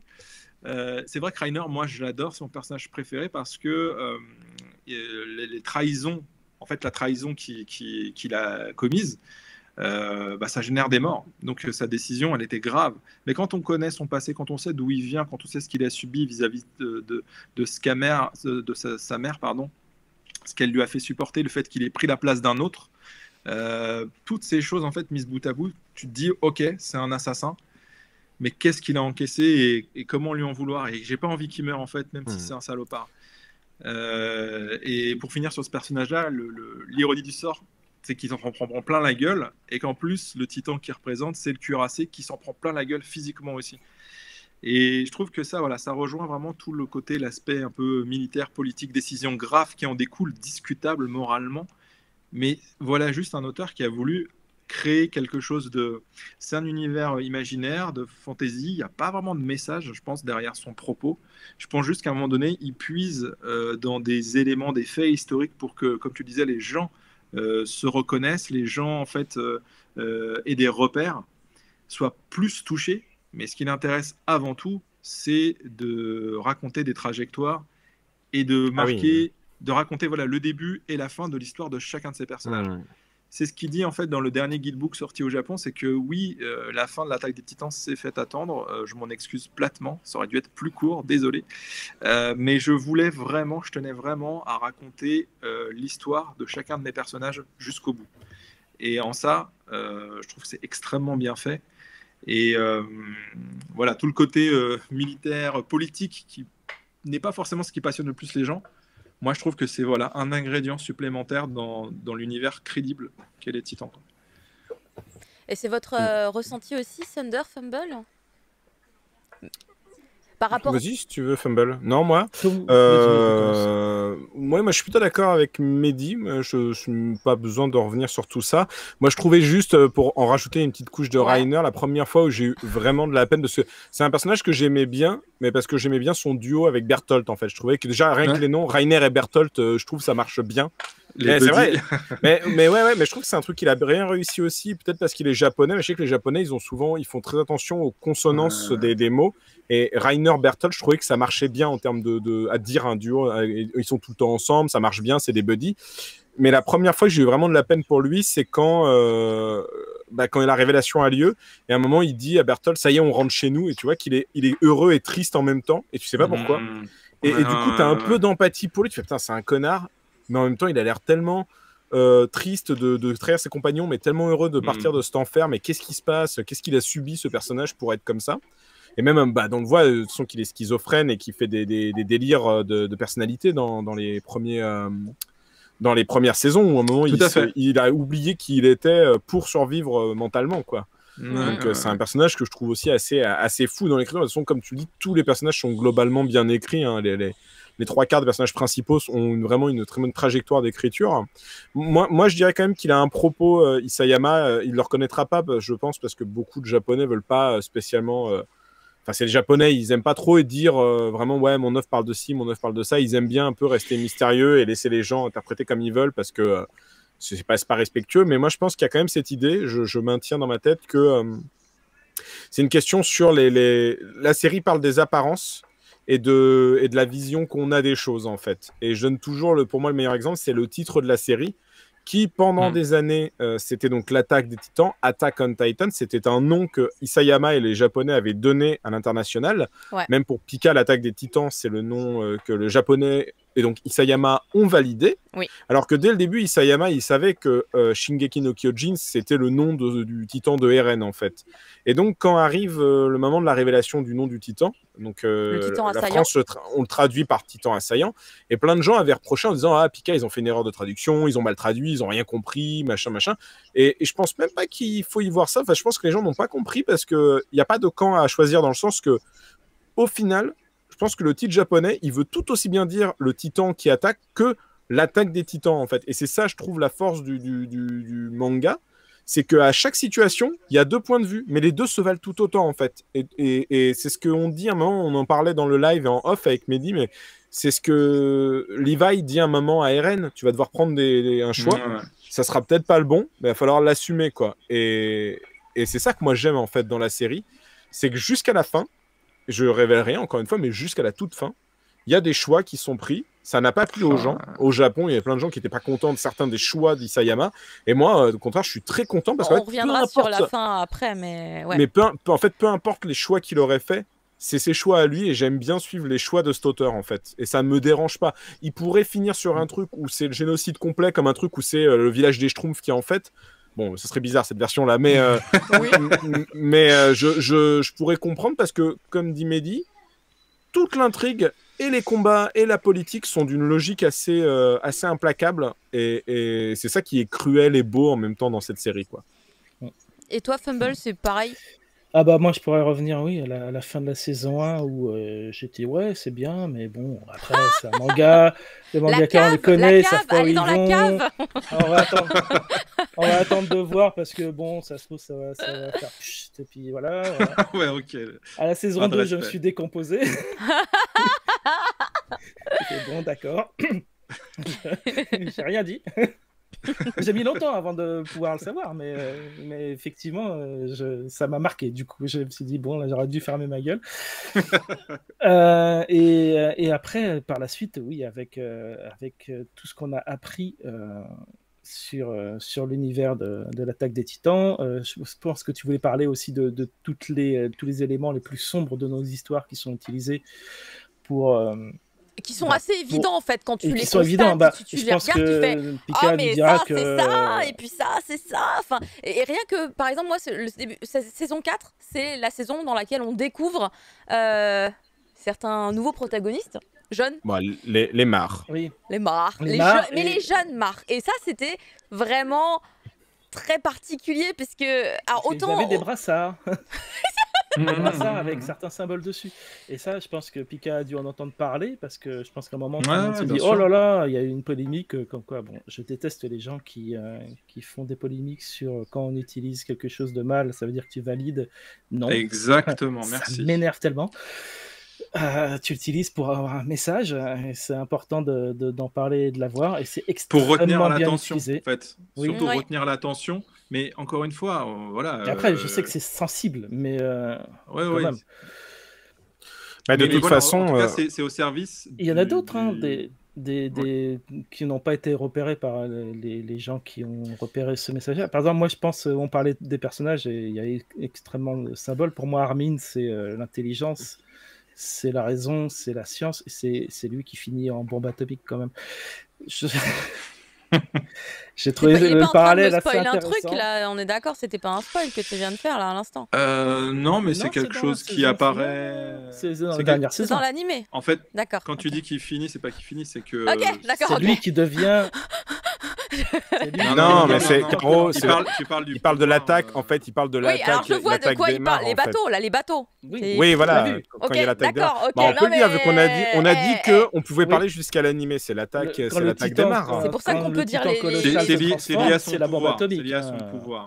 Voilà, c'est lié à son pouvoir. C'est Et rien ça, d'autre, hein. bah oui, Il mais m'a c'est fait super, peur. c'est super malin. En plus, c'est le plus intelligent et il en est réduit à être l'arme atomique. Effectivement, Ouais. c'est Bah, assez. pour moi, c'est un peu enfin, c'est la science qui mène à la bombe atomique, quoi. Ouais, bien Pour sûr. moi, c'est J'avais pas vu Mais ce t'as- parallèle. c'est mon Waouh. point de vue. Waouh, Mais waouh. comme tu le dis, on a chacun peut-être nos interprétations, quoi. Et c'est ça qui est... Non, mais c'est ça qui est bien, parce que de toute façon, Isayama, il l'a dit. En revanche, alors, en revanche, ça, c'est un truc qu'il a affirmé, je veux bien le croire. Quand il dit que c'est apolitique, c'est plutôt dans le sens que il a pas. On peut dire les mots, enfin, on pense toujours que c'est le combat des nazis, en fait, avec les brassards et tout ça. Il a dit que non. Il a dit Non, qu'en c'est fait, juste il a un fait élément. exprès. Voilà, il a dit que c'est un élément et qu'il a fait exprès de mélanger des tonnes de choses, de tonnes de conflits, parce que le but, c'est que ça fasse penser aux conflits qu'on a envie de croire, en fait. Justement, c'est Oui. pour ça que les mares, il y a des noms qui sont gréco-romains, entre autres. C'est pour ça que l'île des Eldiens ressemble à Madagascar. Enfin, c'est Madagascar. Il me fait exprès de mélanger des tonnes d'éléments politiques, économiques, géographiques pour un peu troubler les cartes. Alors oui, on a retenu que les mares, il y en a certains qui avaient des prénoms allemands et des brassards, donc forcément, ça nous faisait penser aux heures les plus sombres de l'histoire. Mais il a dit qu'il ne s'est pas forcément fié à ça et que l'idée, c'était vraiment de faire un melting pot de tous les conflits humains pour que chacun y voit une résonance. Et j'y trouve un parallèle intéressant dans un film qui s'appelle Mad Max, où c'était inconscient, mais dans Mad Max, lorsque Mad Max est sorti, George Miller, son réalisateur, il fait la tournée des interviews alors que le film est un succès. C'est un petit film en Australie. Et il va en France et les gens disent « Ah, vous êtes inspiré un peu des chevaliers français et européens ?» Il fait « Ah non, pas du tout. » Et il va aux États-Unis, on lui dit « Mais vous êtes inspiré des cow-boys ?» Il fait « Ah non, non, toujours pas. » Et il va au Japon et on lui parle des samouraïs. Et en fait, il s'est dit « Attends, il y a un truc bizarre. » Et il a compris qu'en fait, l'intrigue qu'il avait fait était basée... En fait, sans s'en rendre compte, il avait touché au monomythe. Et qu'en fait, ça parlait à tout le monde, peu importe sur Terre. Il s'est dit « Ok, faut que je pense ça maintenant quand je fais mes films, que les éléments que je dois imbriquer doivent pouvoir parler à tout le monde et que chacun y voit ce qu'il a envie d'y voir et que bah, du coup, le message est universel. » Et l'attaque des Titans, je pense que c'est conscient. Lui, il a compris clairement qu'il voulait ne pas toucher un truc. Il y avait une polémique parce qu'il a utilisé Pixies, il est basé sur un major japonais. Et du coup, ça avait réveillé une polémique au Japon, comme disant qu'il était pour l'extrême droite japonaise, Isayama. Enfin, des trucs qui n'ont pas trop de sens par rapport en plus au récit. Oui. Et par rapport à ce qui advient des différents protagonistes. Enfin, là, on révèle pas, mais beaucoup de personnages n'ont pas toujours les meilleurs des destins. Donc, oui, bah t'inquiète, ça, en tout cas, on va pas te spoiler. On s'y attend. Hein. Mais c'est ça que je voulais dire, c'est que effectivement, oui, ça fait référence à des pans de l'histoire qu'on aimerait bien ne pas rappeler, mais c'est avant tout au service d'écriture de personnages, encore une fois, c'est vraiment ce qui nous importe le plus, et puis c'est aussi un levier scénaristique pour nous sortir de l'époque où on croyait être jusque-là, c'est-à-dire que c'est pas du tout un monde moyenâgeux comme on se l'imaginait, ce monde-là, en fait, ça nous raccroche tout de suite plus loin dans l'histoire, et c'est ça aussi qui surprend le lecteur, c'est que cette ambiance guerre mondiale, on était à milieu de s'imaginer que c'était vraiment l'époque dans laquelle les personnages évoluaient quand tu lis les premiers tomes, donc c'est aussi ce moyen-là de raccrocher les wagons sur comment le lecteur a été berné, et ces repères historiques, forcément ça va susciter, ça va remuer les lecteurs, mais ce que Isayama va en faire dans son histoire, encore une fois à travers ses personnages, encore une fois ça va permettre de prendre à contre-pied tout le monde. Il adore en fait berner les lecteurs, et ça aussi c'est un des coups, je trouve, qui réussit bien dans le manga. On va parler justement de ce dernier tome parce que forcément il y a eu beaucoup de réactions partout dans plusieurs pays, sur les réseaux sociaux évidemment. Juste avant, j'ai l'impression que tu deviens un titan, Mehdi. Tu pixelises, c'est particulier. Autant on t'entend nickel et il n'y a aucun problème de frame. Tu es fluide. Mais alors très bizarrement, tu pixelises. Je sais pas si vous voyez la même chose que moi. Mais... Moi, Malheur. tout pixelise toujours chez moi, mais... alors, je te demande pas. Est-ce que le D'accord. chat peut me dire s'il voit aussi la Moi, c'est pas pixelisation? top non plus, mais j'ai. Ouais, je vois le retour, effectivement, il est pas ouf. En fait, en fait, quand tu fais des mouvements comme ça avec tes mains, on voit bien la pixelisation sur les différents niveaux de D'accord. couleurs. Tu vois, genre là où c'est plus clair, Mhm. c'est particulier. Après, on peut continuer comme ça, on peut dire, c'est trop dans le thème et tout. Bah, c'est un effet spécial, voilà. Le titan pixel, c'est Le super. titan pixel, écoute, il faut être moderne, il faut être moderne. Donc on va en arriver à du coup ce dernier tome, le tome 34, pour lequel d'ailleurs donc vous avez sorti une édition collector, donc le tome 34 en édition simple, je l'ai ici d'ailleurs. C'est incroyable parce qu'à un moment donné, j'ai eu envie de l'ouvrir. Et j'ai fait Ouais. comme ça. Parce que du coup, Ah, non, je peux pas en fait, je vais tout me détruire. J'ai l'impression que c'est trop important en fait l'attaque des titans. C'est beaucoup trop de fils vraiment, mais vraiment puissants que je veux pas me détruire ce plaisir que j'ai à la découverte. Évidemment, je rattraperai tous les détails que j'ai pas eu puisque j'ai maté que l'animé. Mais plus tard, Yes. parce que, en fait, je les ai tous pris. Hein. J'ai tous l'attaque des titans sur mon Isneo. J'ai tout acheté, j'ai tout pris. Ah bah, y a plus qu'à. Exactement. Je cherche toujours un moyen de me cloner. Si jamais vous savez, vous connaissez, il y a des techniques. Je prends évidemment. Donc une très très belle édition limitée avec, alors du coup, le petit livret que tu nous as montré tout à l'heure, avec du coup c'est un ému, c'est ça, c'est une sorte d'ému. Non, Non. il y a, oui, alors les livrets, c'est des Nemu. Il y a C'est 2 des cartes Nemu. postales qui étaient dans l'édition japonaise du Bezatsu Oui, qui quand sont il est là, Alors, sorti. les est-ce que thank you. elles sont pixelisées elles aussi, alors j'imagine? Ah, un petit peu. Non, moi, elles sont non. quand même bien et elles bah sont non, mais magnifiques. ça va, Écoute, là. Ça elle rend bien. pixelise Elles pas, sont elle. magnifiques. Elle les pixelise Alors, pas, c'est fou. Donc exactement comme tu disais, Thunder, c'est en fait on a cherché à savoir qu'est-ce qu'on pouvait ajouter de plus. Ah effectivement, c'est dégueulasse l'image. C'est- En fait, t'es saturé, t'as une espèce de lumière sur Mais oui, l'épaule gauche. Mais je suis c'est un bizarre. ange. Voilà. C'est horrible. Il est lumineux. Bon, je ne sais pas ce que je peux faire. Je paye la, je paye la fibre pourtant. Je sais pas. C'est la cam. Après, on peut couper Est-ce que la caméra et la relancer, si ça je se trouve. coupe, ouais, si je coupe la caméra et que je la relance peut-être. Vas-y. J'essaye, non? Vas-y, essaye, Vas-y, essaye. Comme ça, on va vite savoir. Bonjour. Ah bah- Ah, c'est mieux.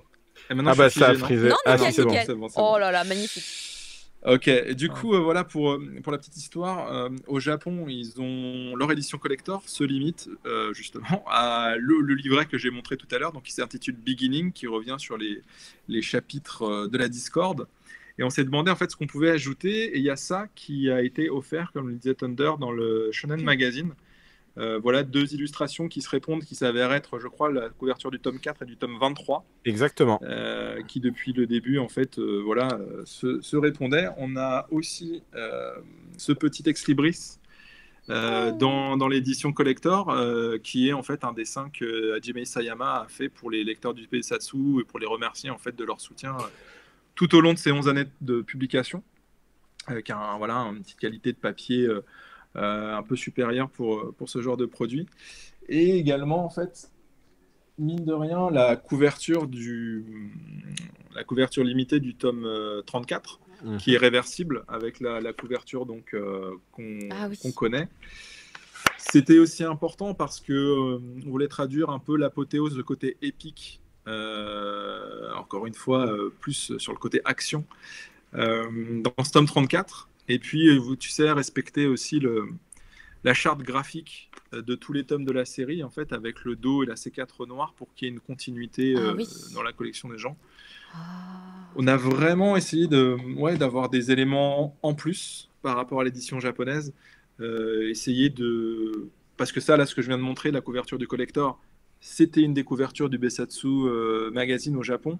Tout un tas de choses, en fait, auxquelles les lecteurs japonais ont accès, pas nécessairement nos lecteurs à nous. Voilà, c'était un moyen de rajouter des choses et d'avoir une dernière édition digne de ce nom. Et du coup, vous avez fait une bonne grosse quantité d'éditions collector, a priori.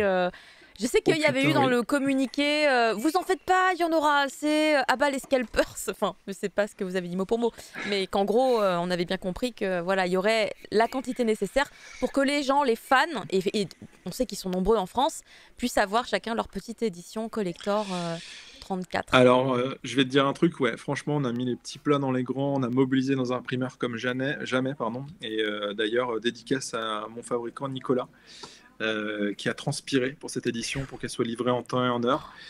Ça a été le cas. Après, c'est vrai que le manga, les 2 éditions sont sorties la semaine dernière Ouais. et qu'on a les premières estimations de vente qui sont tombées aujourd'hui. Et malgré le tirage historique qu'on a fait, j'espère que ça va suffire, mais Des ça a l'air chiffres, des ça a l'air chiffres. très bien parti pour ne pas. Enfin, on espère que ce sera suffisant, mais voilà, ne traînez pas, je pense, pour vous la procurer. Il en reste un tout petit peu à Ayaku Shop. peux m'en Je mettre fais un de de la côté pub. Tu peux Allez m'en mettre à un de Yaku côté Shop, foncez. Thunder, Tu le veux, Caro? s'il te plaît. Oui, c'est qui ton chroniqueur préféré? C'est sérieux là? C'est Fumble. Ok, je vais Fumble. appeler le renard doré, excuse-moi. Très bien. Oh, Je sais pas, C'est je pas grave, demande un service. je t'en aurais mis un de côté dans tous les cas, mais comme ça montre à la France entière, et à tous les mochi et mochizettes, que tu es méchante avec moi et que tu m'aimes pas trop, c'est pas grave. Vous Tu as profitez de perdu- l'émission pour régler vos comptes, en vrai. Tu as Mais non, perdu mais à mon chaque fois amour, qu'il tu vient en as perdu, émission, il fait ça. tu as perdu mon amour, mais tu as gagné un tome de l'Attaque des Titans. J'espère que ça valait le coup. je trouve. J'adore Fumble qui fait la compta. Ah bah le compte est bon, on est bien, tout va bien. C'est nickel. Thunder n'est pas maltraité. Si j'étais méchante, ça se saurait, voyons. Il y aurait des rumeurs sur internet. Caroline est méchante en vrai. Oh là là, qu'est-ce qui se passe? C'est ici que il y a ici même- qu'est partie la Enfin, rumeur. je vais commencer mes propres rumeurs. Caroline est très méchante, vous savez. Caroline est vraiment vilaine. Ah là là, Caroline, elle me Caroline maltraite qui? en émission. Caroline. Caroline du Mochi, évidemment. Bien sûr. Donc voilà, une très belle édition 34. Merci d'avance Ouais. pour le tome de côté. Je fais mes achats. Et du coup, ce tome 34, une fois qu'il est sorti, d'ailleurs, alors il est sorti donc là chez nous, mais au Japon, il est Mercredi sorti dernier. il y a quelques. Oui, Le 13. le 13 octobre. Il est sorti en manga juin. au Japon. Ah, attends, j'essaie de me En repérer. juin. C'était en avril qu'il y a eu le dernier chapitre, c'est ça? Et Oui. du coup, en juin, le tome relié au Japon. Oui. Oh purée, Oui, mais c'est ça. Non, mais t'avais raison. mon mari me faisait peur, j'ai cru que c'était un titan. Il était- Il appréciera le. J'ai eu la super comparaison. peur. En fait, j'ai des panneaux isolants, des gros panneaux de V pour le son. Ah, il a fait. Il a fait comme ça. Alors il était Il sur, a mis sa main. il était sur un des Sur côtés. le- Qu'est-ce que tu cherches quoi? Avec de la fumée, là, tu Non, prends non, ton ils sont pas là. Normalement, ils sont en bas. petite Là. vapeur. Ah, mais, non, mais il était. En fait, je voyais sa moitié de visage comme ça là, et genre, imaginez la moitié. Et en fait, il approchait doucement, mais en fait parce qu'il regardait mes mangas derrière. Le titan lambin, quoi. Super. Ça m'a fait peur puisque du coup, j'avais l'été. On est dans l'ambiance titan, les Ouais. colossaux, tout ça là, tu vois. Et je m'attendais pas à ça. Excusez-moi, je me laisse perturber. Donc le 34e tome, qui du coup a fait beaucoup de bruit dans tous les pays. Hein. Je le disais aussi bien chez nous qu'au Japon. Tu disais d'ailleurs tout à l'heure, Thunder, qu'il y avait des gens qui n'étaient pas d'accord avec cette fin et que dans la version reliée justement de l'Attaque des Titans, donc pas dans la version prépubliée du magazine, il y avait des petites pages supplémentaires Oui. et ça faisait la différence. Alors oui, c'est un truc, on en parlait un peu en off aussi avec Mehdi la dernière fois qu'on s'est vu.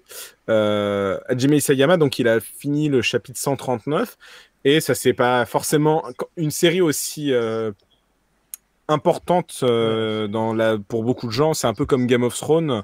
Quand ça s'arrête, il y a forcément des gens pas contents. Ah, la fin est pas bien, ils auraient pas dû faire ça. Ah, j'ai pas aimé ce choix-là. Ah, j'ai pas aimé cette décision-là. Pour Game of Thrones, ils ont raison. Mais Ouais, moi je suis pas d'accord. Je trouve que c'est une série qui est c'est très salé. mauvaise les 3/4 du temps, sauf la dernière saison, étonnamment. C'est l'une des plus logiques. Mais bref, c'est pas le débat. Je me fais assez d'ennemis comme ça tous les soirs. On va pas en rajouter. Mais du coup, Hajime Isayama avait présenté une espèce de forme d'excuse en mode ah, je suis désolé que ça vous ait pas, enfin d'avoir pas trahi les lecteurs, mais il y avait un peu cette idée-là et j'étais en mode oh bah Hajime quand même, n'exagère pas, voyons, tu as fait ce que tu devais, tu faisais t'écris ce que tu veux. Et du coup, il a rajouté 4 pages dans l'édition Tankobon. Les 4 dernières pages sont donc exclusives à la version reliée que Pika a sorti, donc on a la version complète nous. Mais vraiment, je trouvais ça intéressant de rappeler aux gens que les 4 dernières pages n'existaient pas il y a encore quelques mois quand les Japonais ont découvert la fin, qu'elles ont été rajoutées à titre posthume de l'œuvre. Et je voulais bien qu'on en parle avec Mehdi, ce qu'il en pensait, et s'il avait des anecdotes sur justement ces 4 pages, s'il sait un peu au niveau de la création, comment elles se sont J'ai un déroulées chat ou pas du tout. colossal. J'ai Ah un bah, colossal. Ouais, bah effectivement, je suis perturbé par ce petit chat, il est beaucoup trop mignon. Caro, En fait, enlève le chat, il va rien dire sinon. J'ai envie qu'il parle de la fin. Ouais, voilà, c'est bien, le chat part. Ça va C'est lui mieux. qui m'a sauté dessus. Hein. C'est vrai que très clairement, c'est un auteur qui a quand même qui a toujours accordé beaucoup d'importance aux commentaires. C'est-à-dire que depuis le début de la série, dès qu'il pouvait, il lisait les commentaires et les retours sur son œuvre. C'est bien là quelqu'un qui a toujours envie de bien faire, peut-être d'un peu torturé, je ne sais pas, mais qui a toujours accordé une grande importance à ce que les gens pouvaient penser des Titans. Et à partir du moment où ça a été le phénomène qu'on connaît, pardon, il y avait beaucoup trop de commentaires pour qu'il puisse continuer à les lire. Mais il a toujours eu ça en tête. Et là, pour la fin des Titans, même si sa fin a pu plaire à des gens, ce qui lui importe aussi, c'est de ne pas décevoir, en fait. C'est-à-dire que lui, il veut absolument que les gens s'y retrouvent, qu'il n'y ait pas une déception dans ce garde-rond de l'attaque des Titans. Mais c'est aussi le rythme staganoviste que lui impose la publication des magazines qui fait qu'il n'a pas forcément pu faire tout ce qu'il a voulu faire. Il y a donc ces pages dont on ne peut pas trop parler là ce soir, qui constituent un épilogue incroyable, vraiment. En très peu de pages, la fin de la série prend une autre dimension. Il y a aussi une planche ou deux, je crois, surtout une, qu'il a un peu retravaillée. Mais ça, c'était une discussion, voilà, c'est le fruit de discussion avec son éditeur. Et là encore, de façon très franche, le gars te reconnaît que, ouais, peut-être que là, j'aurais pu faire mieux. Maintenant, le rythme, la pression et tout ce qui entoure les Titans font que je n'ai pu faire que ça pour la prépublication. Mais voilà ce que je voulais vraiment servir en termes de fin. Et là aussi, je pense qu'il n'y a pas d'aveu de faiblesse, il n'y a pas de désaveu, il n'y a pas de je ne sais quoi. Il y a juste quelqu'un de très honnête qui dit attendez, là, c'était. Combien de fois j'ai douté en fait. Voilà, le gars, il te dit clairement, il le dit en interview, même dans le guidebook, le dernier à être sorti au Japon, basé sur les personnages. Il y a une interview à la fin du manga où il dit clairement que, ouais, là, il est revenu sur ça de façon. D'un commun accord avec son éditeur, et que ouais, s'il avait pu faire mieux, même pendant la pré-pub, il l'aurait fait. Juste, voilà, il a donné le maximum, et la fin qu'il offre dans le 34, très honnêtement, ça vaut le coup. Je pense que les gens auront une autre opinion, à mon avis, de la fin, suite à ça, quoi. Et je suis d'ailleurs très impatient de voir comment ils vont rendre ça en animé, quoi. Oh là là là là, ce teasing. Pour moi, c'est un énorme teasing. En très peu de pages, et là aussi, hein, je ne sais pas ce que vous en pensez, les garçons, vous qui avez lu la fin, c'est fou comment en très peu de pages, il arrive à transmettre autant de choses. Ah bah. Moi, j'avais dit clairement que pour moi, j'étais content de la fin. Ça m'énervait les gens qui râlaient sur cette fin. Ils disaient, moi, j'aurais voulu un truc un peu plus ferme, sans rentrer dans les détails. Et j'aime bien comment ils donnent aux gens ce qu'ils veulent et en même temps ils leur donnent pas ce qu'ils veulent, et je trouve ça juste. Pour moi, il y a encore un côté troll. Vraiment, moi, je peux pas y voir autre chose que ça vous plaît pas? Oh bah ok, je vais pousser les potards un peu plus loin. Tenez, voilà, 4 pages de plus. Je vous donne ce que vous voulez, mais en faites pas trop. Et voilà, allez, mangez, à la prochaine. Donc moi, je suis très content de cette fin. Mais tout prend sens quand même, je trouve. Ah bah oui, en plus de ça, non mais c'est ça qui est vraiment bien. Moi, j'aime bien la mélancolie qui s'en dégage, et j'aime bien la fin aussi, qui est la fin normale. Effectivement, il y a beaucoup de gens qui ont parlé du comportement d'Eren, mais c'est moins le comportement d'Eren, mais plus, je le trouve un peu cliché, mais plus celui de ses potes qui le grillent pas tout de suite, en fait, je trouve un peu bizarre. Mais après, pour les pages de fin, effectivement, c'est un peu ce que tu dis, Thunder. Pour moi, le ressenti que j'ai, c'est une façon de dire de toute façon, c'est pas si important. Bah, c'est ça. Ma vision de cette fin ou la vôtre, de toute façon, c'est pas grave. Voilà. Moi, j'entendais vraiment. Je le lis, tu vois, dans ces pages, en fait. Tu sais, j'entendais le truc de Maïwar, justement, le nanana. J'entendais un peu un chè. Je vous ai bien eu, bien eu. Voilà. Je ne sais pas si c'est sa motivation première, mais... Mais on Bah, sait je que c'est dis, un de la part, coquin. de la On part sait du que c'est un mec, de la coquin. part du mec qui a refait ses chapitres pilotes au dernier moment. Moi, je dis, on peut pas. Je sais pas jusqu'à quel point il faut croire qu'il est honnête. Ah oui, je suis désolé. Oh, oh, oh. Je vais noyer mes larmes et ma tristesse dans mon onsen privatif. Allez, salut. Je suis à ça d'aller prendre le tome 34 qui est pas loin, il est à portée de main. Mais... Ah ouais, là tu te spoil tout là en revanche. Là vraiment, Ah fais oui, pas là, ça. Hein. ouais. Si tu le Oh fais, là ce là, que je si t'avais vous me dit, donnez Caro, envie, les si tu 4 veux, pages, si là, tu je- veux, ah, les si 4 tu veux, pages. faut que tu lises les derniers volumes. Vraiment. Alors, J'ai je fait te un dis- article sur IGN qui te Oui, dit à c'est partir à de partir quel du chapitre. 29, du tome 29, lire. je crois que c'est dans le tome 29. Mais le truc, c'est qu'apparemment, ici, il manque quand même des éléments qu'on n'a pas quand on regarde que l'animé, là, quand on est Ah que bah. animé only comme moi. Oui, mais Et, tu peux quand même démarrer le manga à la fin de En l'anime. vrai, lis-le. Tout le monde qui essaie de me préserver sur le chat, les gens sont là. Non, Caro, ne fais pas Tu t'en ça. sortiras. dis-moi pas. Mais les écoute pas. Écoute Thunder et Fumble. Écoute Fumble et Thunder. Mais Fumble, il m'a pas dit d'aller le voir. Si, si. Ah, il t'a dit, il vient de te dire de lire les chapitres. Il t'a dit à quel moment tu pouvais reprendre. Si, non, d'ailleurs. non, mais il est oui. Mais moi, je parlais des 4 dernières pages. Là, faut pas. Ah que j'y non, aille. Voilà, non, ça ça faut non. pas. Ça non. Voilà. Non, Non, mais le Fumble et manga, moi, à on te dit d'aller lire le manga. À Lire le partir du manga. tome 29. Résiste à tes Ouais. pulsions. J'ai l'impression d'être un animal en rut. Laissez-moi aller lire le manga. C'est terrible. Non, je vais me contrôler parce que c'est bientôt, mine de rien. L'animé, on avait vu, ça reprend le 9 janvier. Ça Ouais. fait que du coup, la licence de l'Attaque des Titans, finalement, elle s'est terminée en manga, mais la licence perdure dans le temps. Elle va continuer de toute façon jusqu'à la fin de la diffusion de l'animé. On ne sait pas. Il y aura des surprises encore derrière, avec peut-être des annonces, d'autres choses. Je sais, toi, Fumble, que tu étais curieux justement de savoir comment on gérait un peu le marketing dans une situation comme celle-ci, avec une série qui se termine. Bah ouais, mais... Mais c'était ta question, pour dire que c'était ta question. C'était la tienne. C'est pour ça que j'ai dit ton nom, c'est toi. Hein, Fumble, c'était bien ta question. J'arrivais pas à introduire pour qu'il pose la question, j'arrivais pas. J'étais là, c'est compliqué. Bah, introduis Fumble comme tu veux, mais lui dis pas ses questions. Voyons, le pauvre, il est tout décontenancé.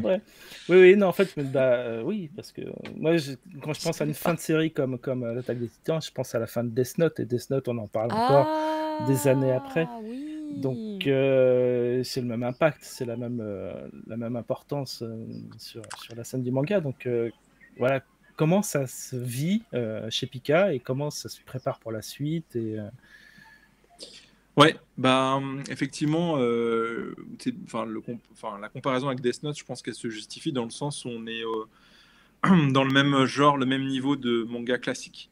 C'est-à-dire que quand Thunder disait ça, je pense que c'était dans la formulation, que là la fin a été publiée à titre posthume parce que la série était terminée dans le magazine, mais Oui, en fait c'est ça.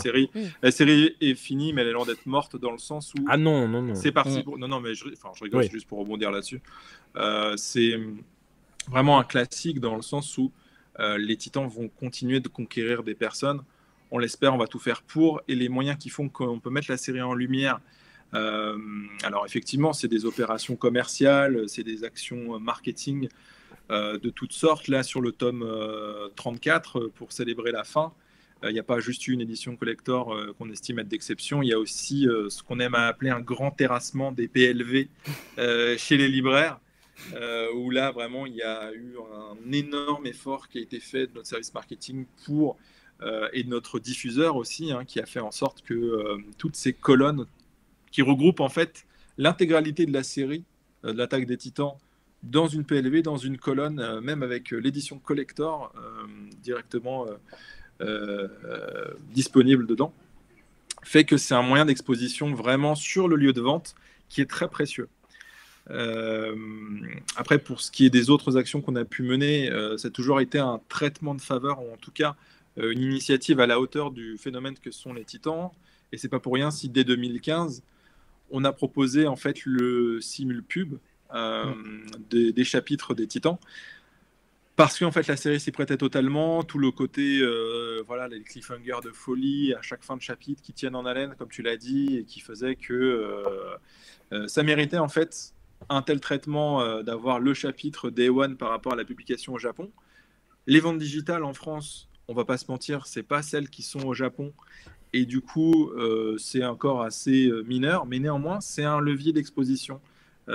Ça permet de faire parler de la série et de montrer qu'elle est disponible sous ce format-là.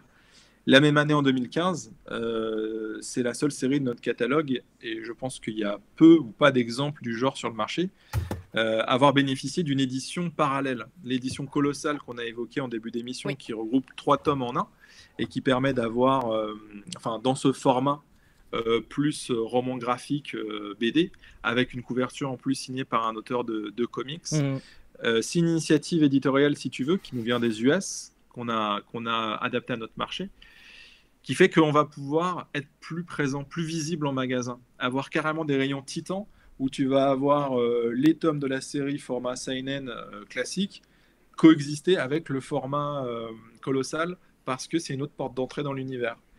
À côté de ça, il y a de la cross-promotion qu'on a pu faire avec Wakanim et autres plateformes qui diffusaient l'Attaque des Titans.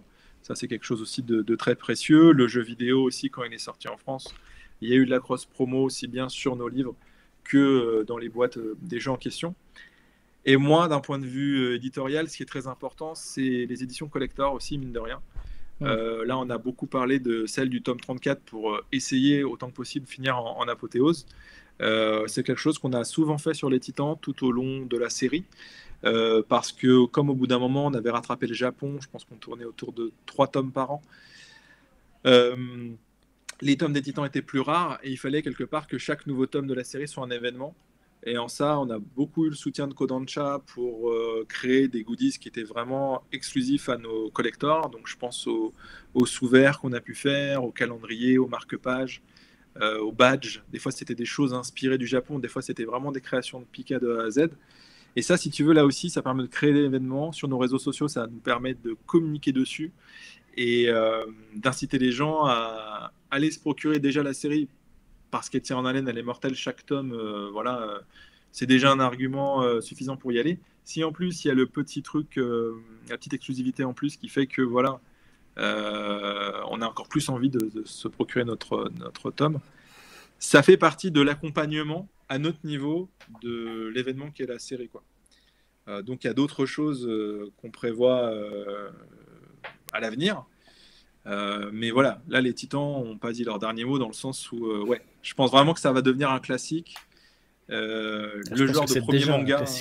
Ouais, bah cool, mais je pense que ça va être, on espère en tout cas, la lecture que pourra recommander un libraire quand quelqu'un vient toquer à sa porte et dire qu'est-ce que vous pourriez me conseiller comme manga? J'aime ci et ça en roman, en comics, en série télé. Voilà, voilà les Titans, quoi. Alors justement, pour parler de ce que vous faites déjà actuellement, je vais juste revenir là-dessus, c'est un petit peu avant, mais en gros, vous avez actuellement une promotion numérique, hein, si vous voulez découvrir l'Attaque des Titans à travers du coup des plateformes comme Isneo ou d'autres, hein, parce que des e-librairies, il y en a plein. Il y a une promotion, les 8 premiers tomes de l'Attaque des Titans au format normal sont à 1,99 € et c'est jusqu'au 27 octobre, donc c'est dans pas très longtemps que ça s'arrête. Donc si vous êtes intéressé, c'est maintenant qu'il faut y aller. Et il y a aussi cette... bon, c'est pas vraiment une promotion, mais c'est quelque chose qui accompagne, je pense, du coup, la licence, voilà, qui lui permet de continuer. C'est la mise en place des coffrets. Exactement, voilà. Merci de montrer l'image là, parce que ces coffrets-là qui vont sortir en novembre, c'est aussi quelque part un moyen d'accompagner la série, pour là aussi faire le parallèle entre l'animé et le manga. Parce que là, ces 2 coffrets, c'est l'équivalent de la saison 1 en animé. Donc pour ceux comme vous ici ou dans le chat qui ont découvert la série à travers l'animé, là c'est le bon moyen de raccrocher les wagons avec l'animé, puisque c'est la première saison de l'animé, mais en 2 coffrets. Les tomes 1 à 4 sur le premier coffret et les tomes 5 à 8 dans le deuxième. C'est aussi comme ça, si tu veux, qu'on veut relancer l'engouement.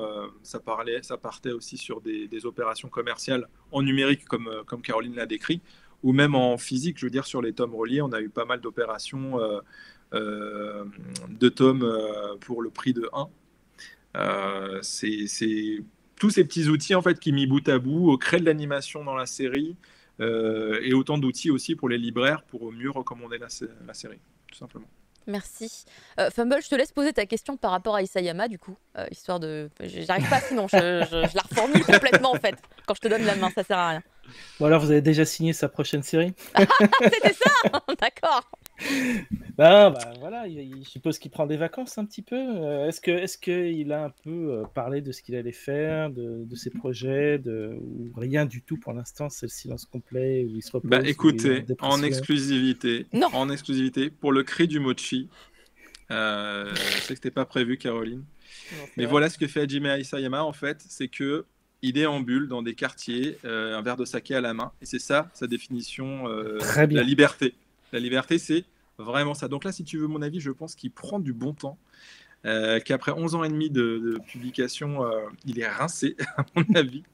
Il le dit très volontiers. Il s'est marié entre-temps aussi. Et d'ailleurs, voilà, c'est très intéressant cette interview qu'il donne dans ce guidebook parce que là aussi, il dit à quel point ça l'a influencé dans son processus créatif, à l'instar de l'animé quand on en parlait tout à l'heure. Il a plus un mental de lycéen juste qui est dédié en fait à son manga uniquement. Le mariage, c'est d'autres responsabilités et c'est même comme ça que certains de ces personnages ont évolué Ah. dans leur psychologie parce que lui-même a évolué. Donc beaucoup de choses sont passées dans sa vie, pardon. Maintenant, voilà, je sais pas si ça sera assez croustillant pour toi, mais je sais que Kawakubo, Non, c'est très bien. son éditeur, lui, aimerait beaucoup publier un recueil avec les 2 histoires courtes qu'il a fait et qui l'ont fait, qui ont fait en sorte qu'il soit repéré dans des concours de manga organisés par Kodansha. Il y avait Horse et Heartbreak One, je crois. C'est les noms en fait de ce qui s'apparente un peu comme les ébauches, en fait, les prémices de ce qu'est l'attaque des Titans, avec là encore des personnages capables de se transformer, quelque chose de très organique dans le dessin, comme on le disait avant. Et il rêverait en fait son éditeur de publier un recueil avec ces 2 histoires-là et l'épisode 0, qui est en fait un peu l'épisode pilote, la genèse de l'attaque des Titans. Donc voilà, il y a ça peut-être qui est dans les tuyaux, qui sait, j'aimerais bien. En tout cas, ça reste dans l'univers de l'attaque des Titans. Ça partirait pas sur autre chose pour l'instant. Mais comme tu dis, enfin, normalement, là, il peut s'asseoir sur des coussins dorés quand même. Non, mais tu sais, il y en a entre qui les enchaînent, royalties, hein. je pense que là, il empile sur un truc directement. Je pense qu'il a le droit de boire du saké. Hein. Absolument. Je lui souhaite le meilleur. Comme dit un ami à moi, toi tu te noies dans ta haine, moi je me baigne dans mon onsen. Bah, c'est ce qui lui arrive maintenant, tu vois. Sympathique expression. Après, voilà, moi personnellement, je pense que ce serait dommage entre guillemets qu'il s'arrête là. C'est quand même que son premier manga, l'attaque des Titans. Et là encore, je m'en remets un peu à. Il a une vision des choses très précise. Ça se trouve, il sait déjà avec quoi il va enchaîner et s'il continue d'être cet artiste, je dirais très ferme dans ses choix et sa vision. Je pense qu'on n'a pas fini d'entendre parler de lui. Et je fais confiance aux lecteurs aussi, qu'ils soient au Japon, en France, aux États-Unis ou n'importe où, pour pas systématiquement faire le parallèle entre sa prochaine œuvre et l'attaque des Titans, tu vois, à pas scruter les moindres détails de toutes les cases parce que dans l'attaque des Titans, rien n'était laissé au hasard. Je pense qu'il faudra accepter cette nouvelle œuvre comme elle viendra et si un jour elle vient. Mais en tout cas, qu'il n'aura pas besoin de gruger son tanto. Je pense qu'il a le statut. Cette fois-ci, il a le statut pour faire ça, quoi. Non, c'est clair. Ouais, faudra qu'il le refasse, c'est drôle. Ça fait partie un peu du mythe, quoi. Ça fait un peu partie du mythe. Donc... Après, s'il aime être coquin comme ça, ce serait bizarre qu'il change du tout au tout, tu vois. Il est coquin. C'est ce que je me dis. Je trouve que c'est le mot le plus adapté, tu vois. Il est pas mauvais ce mot et en même temps, il veut tout à rien dire. Dire que c'est un coquin. Oui. Voilà. C'est un coquin, il boit du saké maintenant, c'est très bien. Et il s'est marié. Voilà, j'apprends qu'il s'est marié dans cette émission. On apprend des choses people un peu aussi.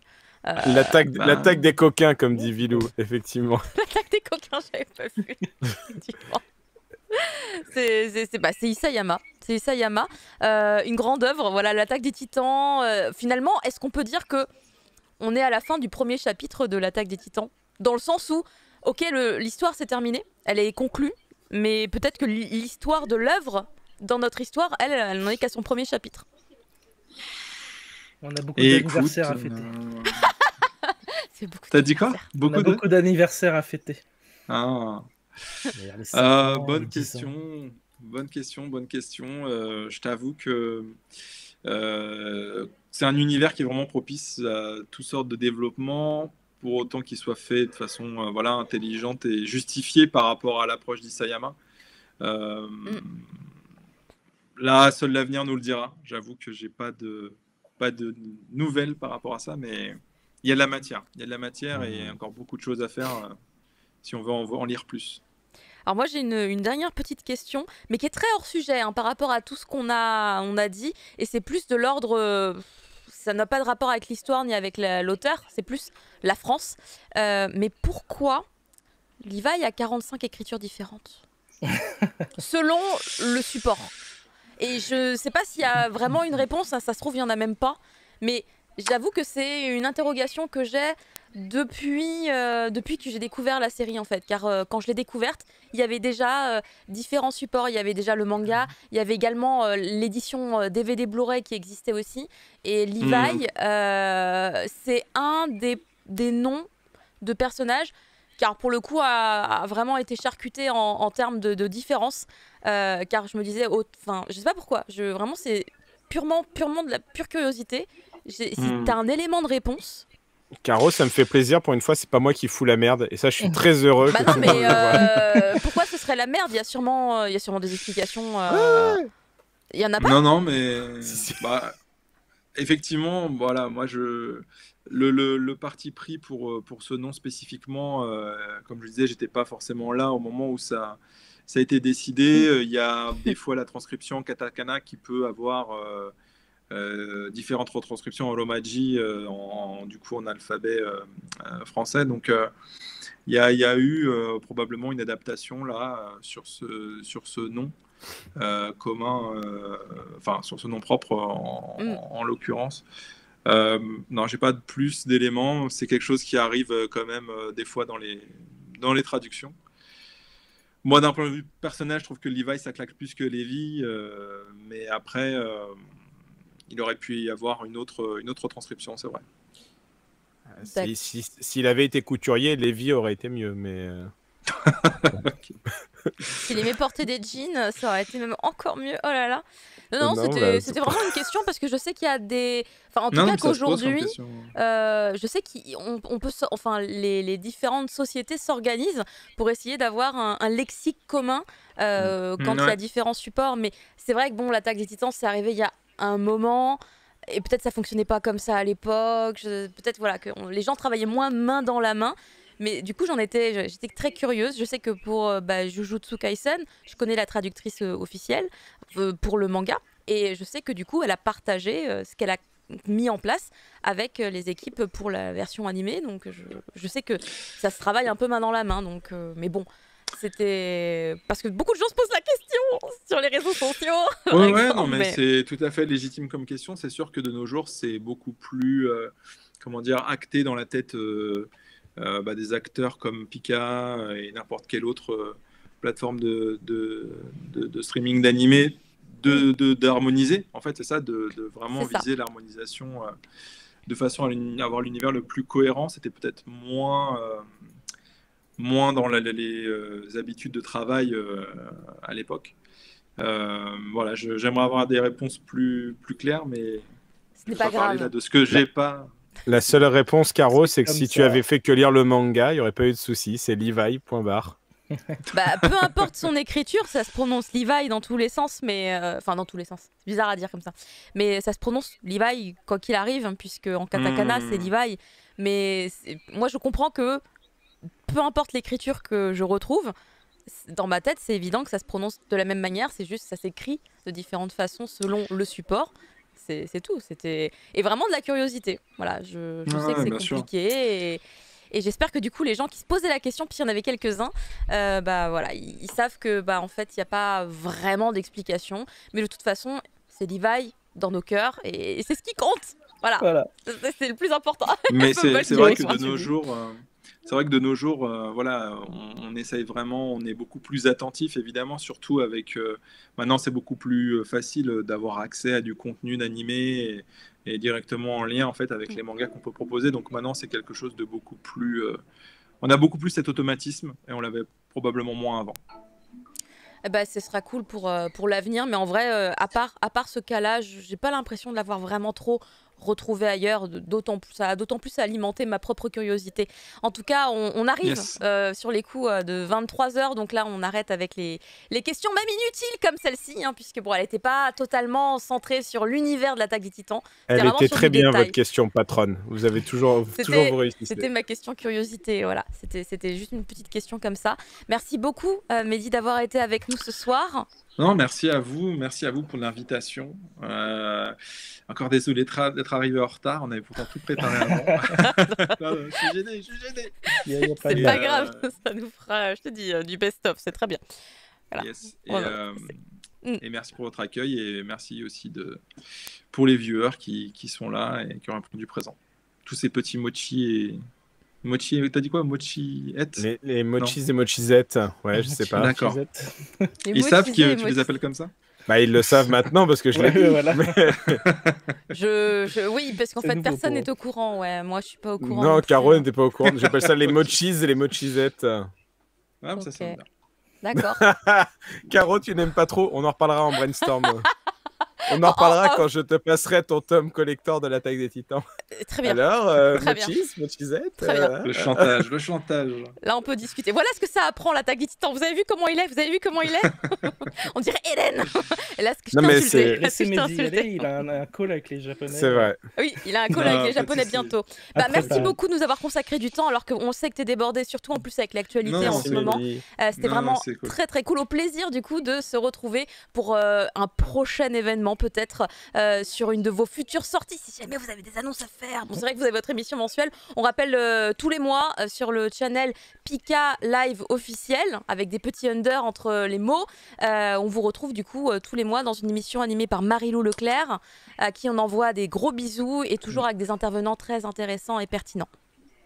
Yes, Oui. c'est clair. Bah, merci beaucoup pour le petit clin d'œil et puis à très vite dans une prochaine émission, j'espère. On devra Merci. avoir ce qu'il faut pour se faire réinviter. J'en suis Avec convaincue. plaisir. J'en suis totalement convaincue. Merci beaucoup Mehdi, Yes. excellente soirée. Bye bye. Ciao, bye. Et voilà, notre invité repart à ses activités et nous de notre côté, on va pouvoir continuer notre programme, à savoir bien évidemment le mochi critique. Le mochi critique qui va